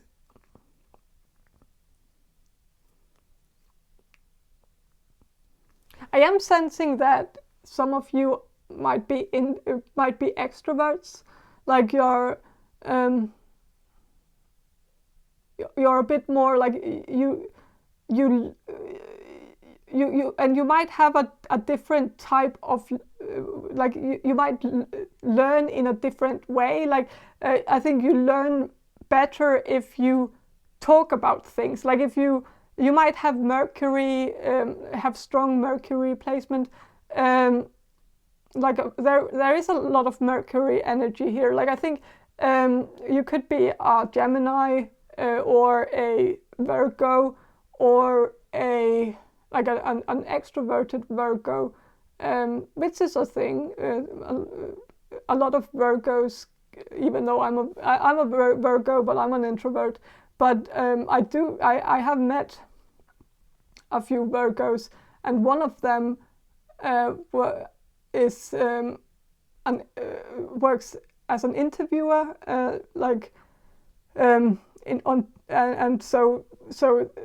a journalist who interviews people. So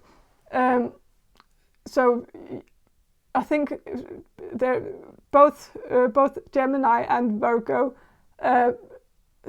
have a tendency to learn better by communicating, like talking about things, like talking things over. And I think you might have that too, where you might not learn that much by just sitting in class and listening to your teacher talk. That might be too, like and it's not because there's something wrong with you because you get distracted by that, because it's very normal for people who doesn't learn that way. Like we learn in different ways, so there's nothing wrong with having a different learning technique. Like and so of course, if you don't learn, if you can't learn by just listening to someone talk, then of course you get bored. Of course you start looking through your Facebook page or something because it's not working. So you can just as well do something else because it's not working properly. And so I think you might be the type of person who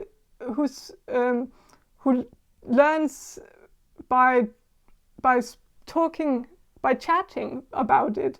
And from a teacher's perspective, it might look as if you're just chatting. Like when your teacher comes over to your group and hears the conversation that you have, they might assume that you're just chatting, but and not really getting anything done, like not getting anything written on paper. But that's your process. You process it better by speaking it out loud first, and then when you're done with the conversation, when you're done with the discussion, when it's all been communicated through, then you can write it down on paper, and then you're very effective when you actually sit down and write it down afterwards. And maybe you also are the type of person who writes better at home than in school. So when you're in a team or in a group setting,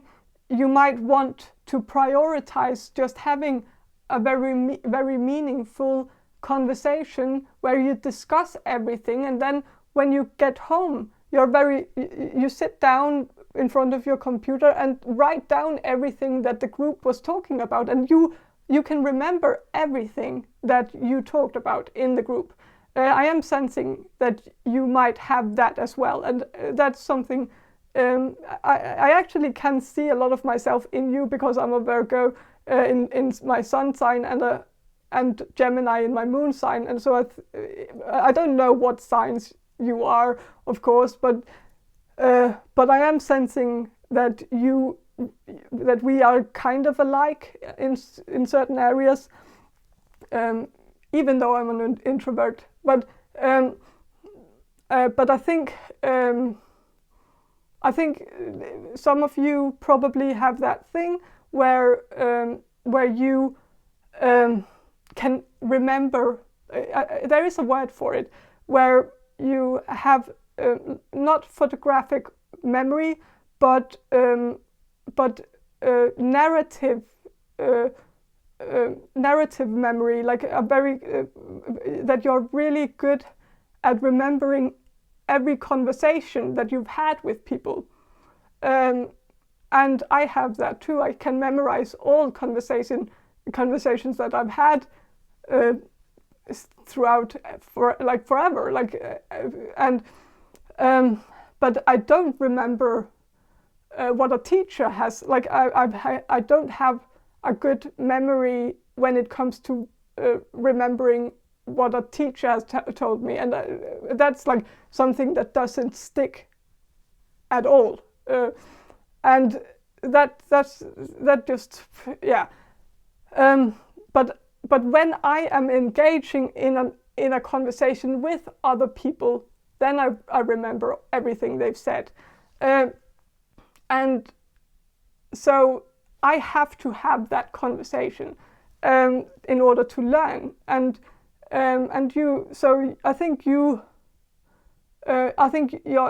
maybe a bit misunderstood by your teacher, but in the way that maybe your teacher sees you as this person who's not really getting any work done in class, but it's because maybe you are not good at focusing on, like, I've never been able to write anything at school. I can't, but I also have some ADD. I have the diagnosis ADD, so that can also be the reason why I can't do that. But I can't for the life of me write anything down in a class setting, because first of all, I can't focus. If people are talking in the background, then my mind starts listening to all the conversations, and I start memorizing all the conversations going on around me. But I can't multitask to the point where I can write something down while people are having conversations around me. And I also and I think you have that too. Like you might have a problem writing at school and focusing on doing the work when you're at school, but you probably do the work when you get home. And that's what I did throughout my school years, every day, all day, every day. Like and it's hard because you're actually doing double work, because you're like it's a lot of work to write everything down when you come home, instead of doing it while in class. But it's something I've just realized I have to do, because it's never going to work out. If I write something at school, it's not coherent. Like it's not. It doesn't make sense. Like I read it afterwards and I just think, like, what did I write? Like that doesn't even make sense. So I think your teacher sees you as maybe someone who's not that serious. Like you're not cooperating, or like you're not doing what you've been told to do. Like if your teacher tells you to write something at school, you might be like me and you might just say like that, I can't do that, I'll do it at home. And your teacher might see that as a sign that you're lazy, or that you're just a troublemaker in some way, or that you're just chatty and just want to chat with your classmates while you're in school, and that you're not taking it seriously or something. But yeah, so.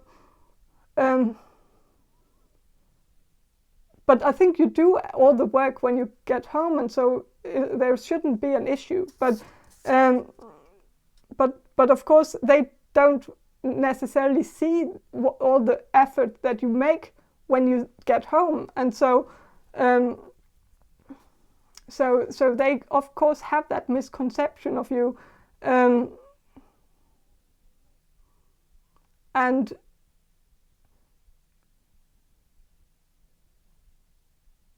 And so yeah, but with this card here, it says it's 2 of Pentacles, but it's reversed, and the card says sleep, and it's someone who's lying on a mattress and who has taken drugs, but don't really think of the illustration. I don't think it has anything to do with this context, but 2 of Pentacles reversed. That kind of makes sense, because 2 of Pentacles reversed is a bit of an ADD card. I've always kind of identified with 2 of Pentacles reversed, because it's like this: when Two of Pentacles is upright, it's a person who's juggling these two pentacles, and he's able to do that. And when it's reversed, it's someone who's not able to juggle two things at once. And it's I can't multitask. It's very hard for me to multitask. I've never been able to do it. On YouTube, like right now, this has been very difficult for me, like from the beginning, because when I'm doing this is like the ultimate multitasking exercise for me, because I have to speak in my third language, which is very hard. I have to read the cards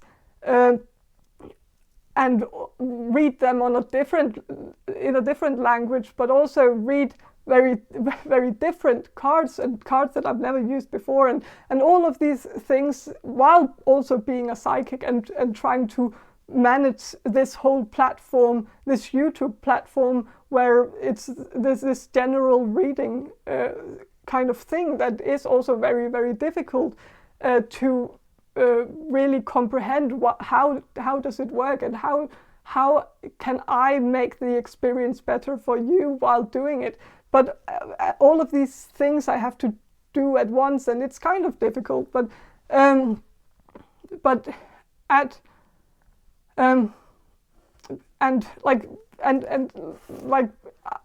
very good at tarot, but of course reading playing cards, which can be very difficult, because you have to remember what the different symbols mean in this particular deck, and all of that. But my point is that I'm very bad at multitasking. This is very difficult for me, but I'm doing it anyways. But that's another story. But I'm bad at multitasking, and maybe your teacher sees you as someone who's bad at multitasking as well. And so maybe they see you as someone who gets overwhelmed very easily if there's too many things going on around you. And maybe you've told them about it as well. Like maybe if you have the diagnosis ADD, then maybe you've shared that with your teacher already, or maybe your teacher has just picked up on it. But so maybe your teacher notices that about you, that you get overwhelmed when there's too many things going on at once, and that you're not good at comprehending too many things at once, and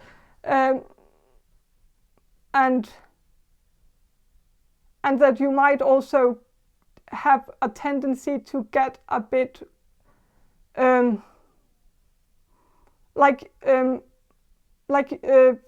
getting a weird message here. It might be specific for a few of you, but I am sensing something that your teacher has picked up on about you, that you might get worked up in the beginning, or in the beginning of the class. Like you get really excited about things in the beginning, and then you come out with this fierce fire passion in the beginning, and you just get excited about doing whatever you're doing, and it's all very exciting, and then the excitement wears off a bit throughout the class, and then you might drop down and get bored with it in the end, and that you have like this strong flame, but it's also very quick to blow out, and this could also be like not just like the one class, but like throughout the whole course, throughout the whole semester or whatever. You might have started out the semester very passionate and excited about everything, and everything was new and exciting, and you had this bold bravery, like you just wanted to take over the world, and everything was just very, very fascinating and exciting for you, and you had this drive and motivation in the beginning, and maybe it has faded out a bit throughout the semester, and maybe you're at your low right now where you're getting kind of bored with it and unmotivated, and like you don't really want to do it, and you might come into class a bit late, and you might be going on Facebook during the class, and you might like it's like the spark that was in the beginning might be lost a bit now. And I think your teacher might have noticed that about you, that it's as if you were this balloon, and now the balloon has lost its air, like and I'm actually sensing one thing, and it might be specific for a few of you, but I am sensing that like this, I don't this teacher, it's not my favorite type of teacher, the teacher that you're asking about. It's usually the type of teacher that I used to dislike, this type of teacher. If I've gotten the right impression of this teacher, I feel like this teacher is not the most understanding teacher, this, and not the most sympathetic type of teacher, but I am sensing that for some of you, I think this teacher is actually a bit sad that you've lost the passion that you had in the beginning, and I actually think they are like thinking about it and contemplating whether it was something they did, like whether they might have bored you to death, like if it's because they didn't make an effort to make it more exciting. And so I think for some of you, this person actually, this teacher has some, like they can look within, and like they do have some self-doubt that maybe they didn't do right by you, that they might have scared you away in a way. But it's not for all of you, but for those of you where this resonates, like I think you know if this resonates or if it doesn't, like because you know your teacher, and if your teacher seems as a type who could have that self-doubt, then I think they have that. But if your teacher is more like is not that sympathetic and not that caring, then it's probably not your teacher. But I am sensing that maybe they feel like you lost a bit of your spark, and that maybe it was a bit overwhelming for you. Maybe you also like I used to have a teacher that used to tell me that I shouldn't burn the candle in both ends, and what he meant by that was that like I shouldn't put too much energy into my work in the beginning, and like because I wouldn't be able to keep up that level of work, and so it's better to maybe be a bit to maybe set the bar a bit lower, and set it realistically so that you can keep up the level throughout the whole course or the whole semester.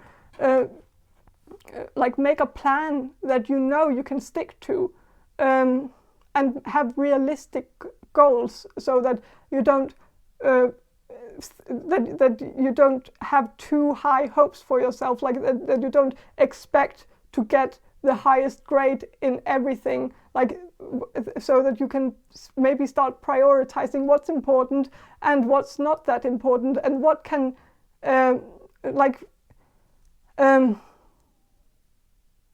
so I think your teacher, but your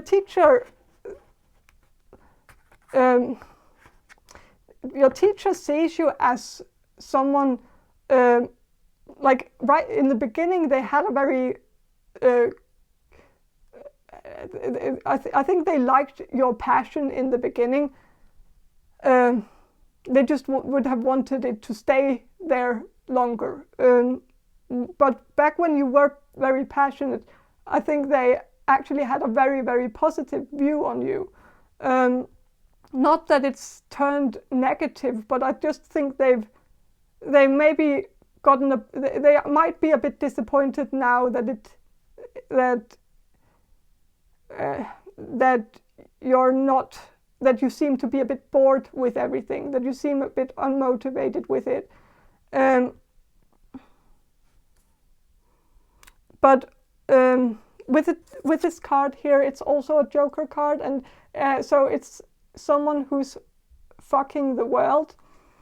And this card kind of makes me think that at the end of the day, I think your teacher sees you as someone who could go quite far, and probably even get some fame, like international fame. You have that star quality, and I think your teacher feels like maybe you shouldn't actually maybe you shouldn't go through the educational system. Maybe the educational system is not for you. Maybe it's not what you would shine in. Maybe you should go and do something in the entertainment business, like do something where you entertain people, where you do something in front of the camera, where you do YouTube, or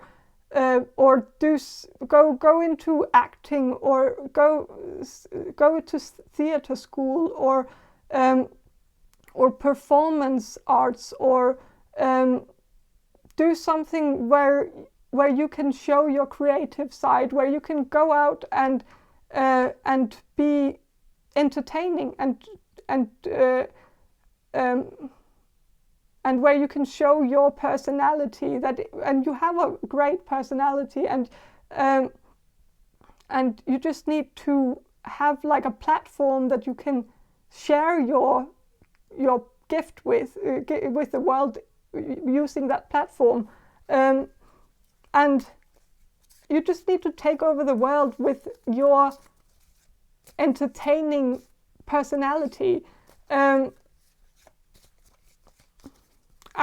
of course you could do something like take journalism or something like that, an education like that, and that would probably be good for you if you finished it. But don't feel like you have to finish something like that, because you can actually become a journalist without it. Like you can start doing your own interviews. Many people have done that on YouTube and stuff like that. Or start your own podcast where you call people that you find incredibly interesting and call them and ask them if they want to be in your podcast. Like start something on your own, because you're a good entertainer. You're good at. You're also very good at communicating. You're a good conversationalist. You are good at speaking with others, having conversations with others. I think you're good at interviewing people. You're good at finding that interesting thing about another person that you can dig into and really make other people shine by asking the right questions. And yeah, and or do something like YouTube, or uh,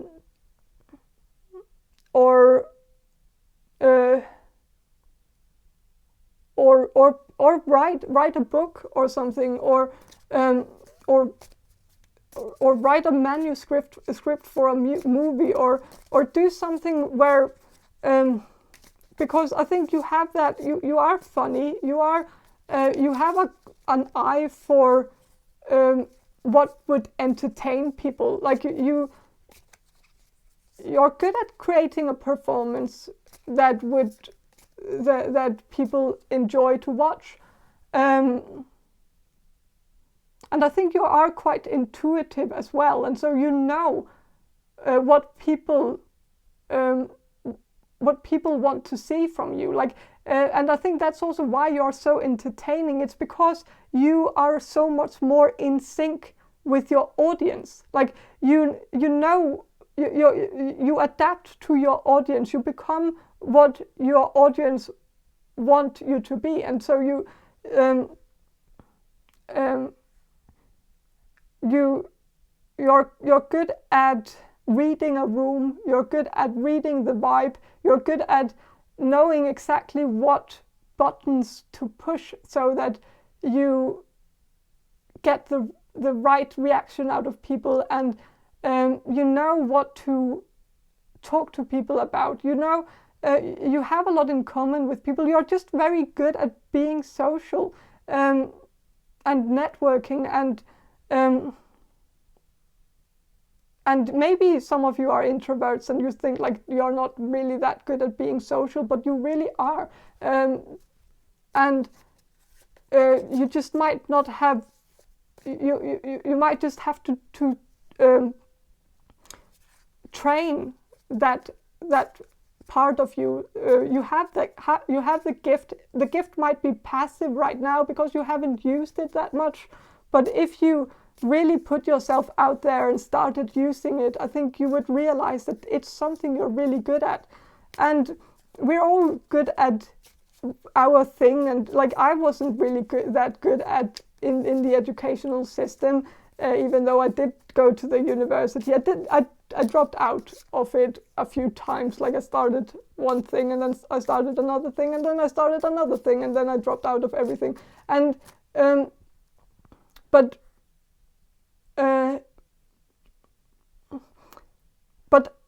well, I realized at some point it wasn't for me. Maybe I'll go back to the university in the future one day. But as for now, I just know that I have other skills that and I don't know. And I think you have other skills. Like we don't all have to go to school, and we don't all have to end up with some certificate that we can do something like that. It's some people just have to start their own thing and become their own boss, and I think you are that type of person who just like, you just need to start your own thing that's just completely yours, something you've created on your own. And so I am sensing that you need to be self-employed in some way. Like you need to like you work. I think you work better when you manage your own time, when you don't have someone around you that tells you what to do. Because I'm also sensing that you might have this tendency to want to rebel against people who tell you what to do. Like you want to be your own person. You want to be free to do what your intuition tells you to do, what you are guided to do, and you don't want anyone to put a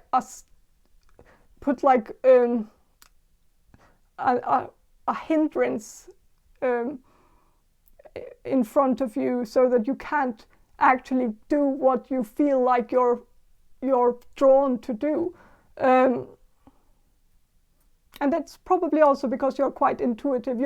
you're good at listening to the guidance that you get from your spirit guides and from whatever source, from the source, and you just you just need to live a life where you follow your intuition, follow the guidance, that you follow what you feel drawn to do. And I think, I think your teacher sees that you don't fit in there, and it's not because there's something wrong with you. It's just that the school system, the education system, is just too narrow. It's too claustrophobic for you to navigate in. It's too it's like a straining jacket, like the I don't know what it's called, but it's, I think it's too you need to be free to do whatever you're called to do. With a 9 of Cups reversed, you are supposed to like the 9 of Cups, when it's upright in the Rider-Waite, it's someone who has all these trophies behind them, and they are very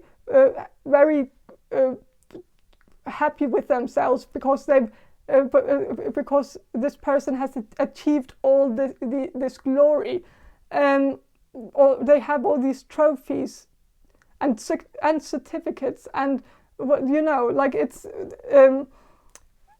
when it's reversed, it makes me think that your teacher sees you as someone who doesn't need trophies and certificates and diplomas that you can show the world, so that you can show for yourself. Like you don't, it's not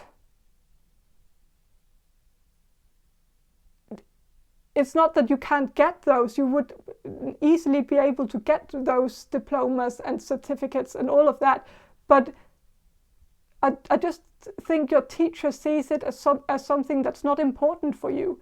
Your grades are not important for you. It's not what, it's the process.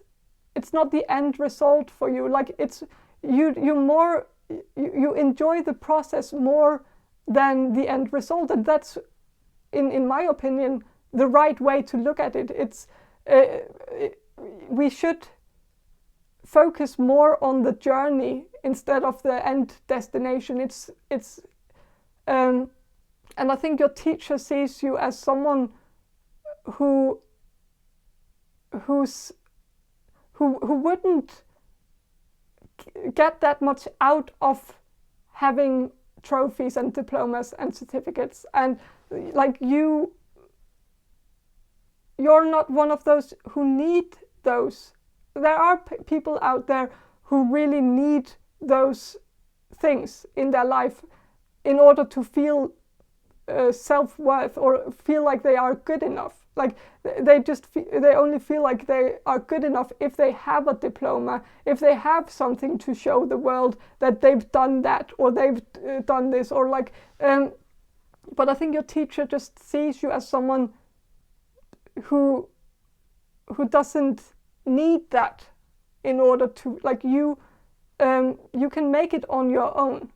You don't have to have someone else determine whether you're good enough to do something, because you can just go out and do it.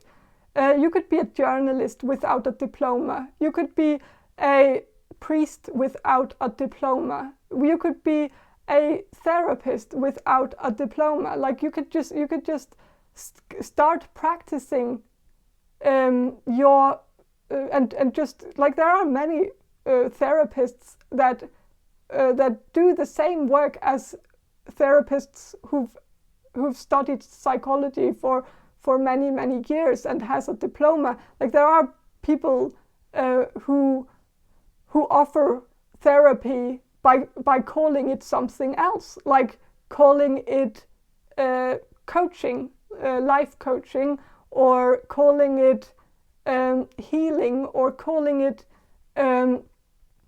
something else, something that isn't coined. Like by using a title that isn't coined, we can cut corners by just finding another way to practice what we actually want to practice. If we don't want that diploma, or don't feel like that it's something we want to do. So I'm just saying that I think like you can easily achieve all your dreams. You can do whatever job you want to do without going through the educational system. Of course, you can't be a doctor, or like that wouldn't work. You wouldn't be able to be a surgeon without or surgeon without without a diploma. You wouldn't be able to cut through people and do those things. Of course, you need education for that. But many other professions you can find an alternative route to doing basically the same thing by just thinking creatively, thinking outside the box, and finding a way to practice what you want to practice without getting a diploma for it. And so with the Nine of Cups also, this says family, and it's the illustration is like a one person who has a lot of cats, and when it's reversed, I'm also thinking like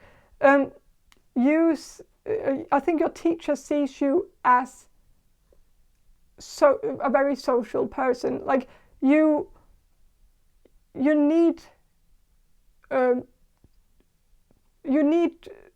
people in your life, and people are important to you, and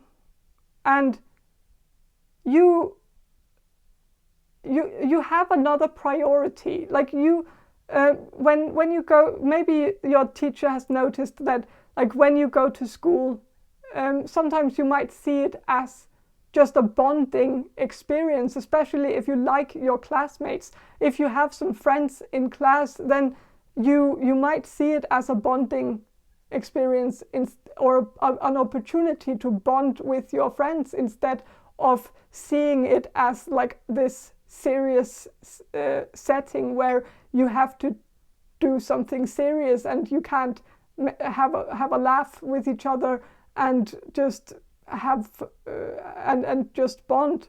But I think you see it as, you see the social aspect of it as just as important, because you know that it's so important to make good friendships with these people and bond with these people, because you don't think of your friends as just temporary people who just come into your life and then they are out of your life again, like instantly. Like you see, you really build up relationships with people and friendships with people. You like to socialize and network, and you see school. Some of you might see school as a networking opportunity as well. Like you want to make good companions at school, because you might also see them as assets in some way, not in a toxic way, but like you know that maybe when you are finished at school, if you study something like journalism or something like that, then maybe you see it as very important to have a good relationship with your future colleagues, because maybe because you know that like when you're done with journalism, I know not all of you studied journalism, but I'll take it as an example. Many people who have studied journalism, they go out and start something afterwards. Like I've known a few people who studied journalism who went out and went to radio afterwards and had a radio program afterwards after they were finished with journalism, and that was like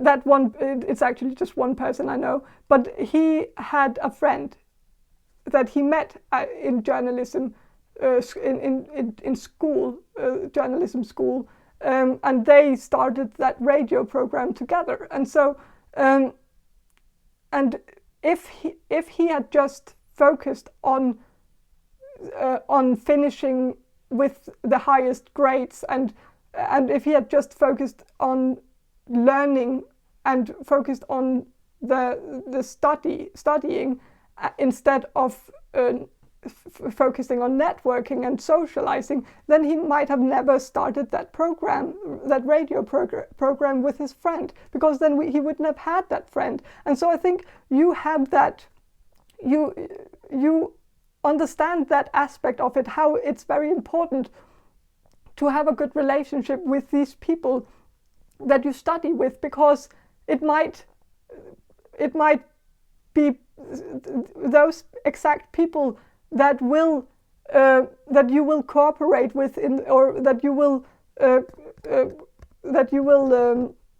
work with in the future and start something with in the future. And so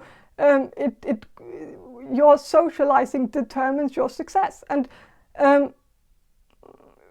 so I just think your teacher understands this to a point, but I think the reason why your teacher is a teacher and not out there doing radio or doing television or doing something else is because he might have chosen to focus on the studying aspect instead, and so he so he might not be able to understand that you prioritize networking over studying, that you don't care about grades, that you just want to build up bonds with your classmates and stuff like that. And in their mind, they see you as this chatty troublemaker who doesn't do exactly what he or she tells you to do all the time. Like you do your own thing. You take things in your, like you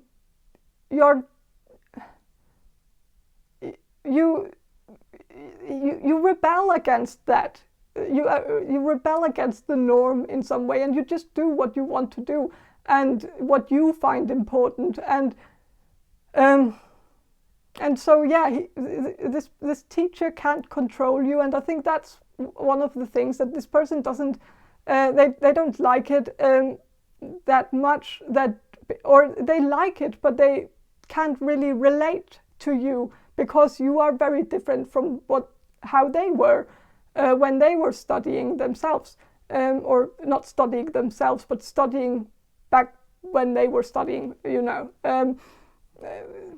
They might have been studying themselves too. Like if you are studying psychology, then maybe you have a psychology teacher who chose psychology just because he wanted to figure out certain things about himself. And that's like the joke that goes around about psychology, that it's just people who study psychology just is just seeking answers about why they are the way they are, and what's wrong with them. And like I don't know, it's maybe an offensive joke. I'm sorry, but yeah. So I think your teacher is like a bit more this lone wolf type of person. They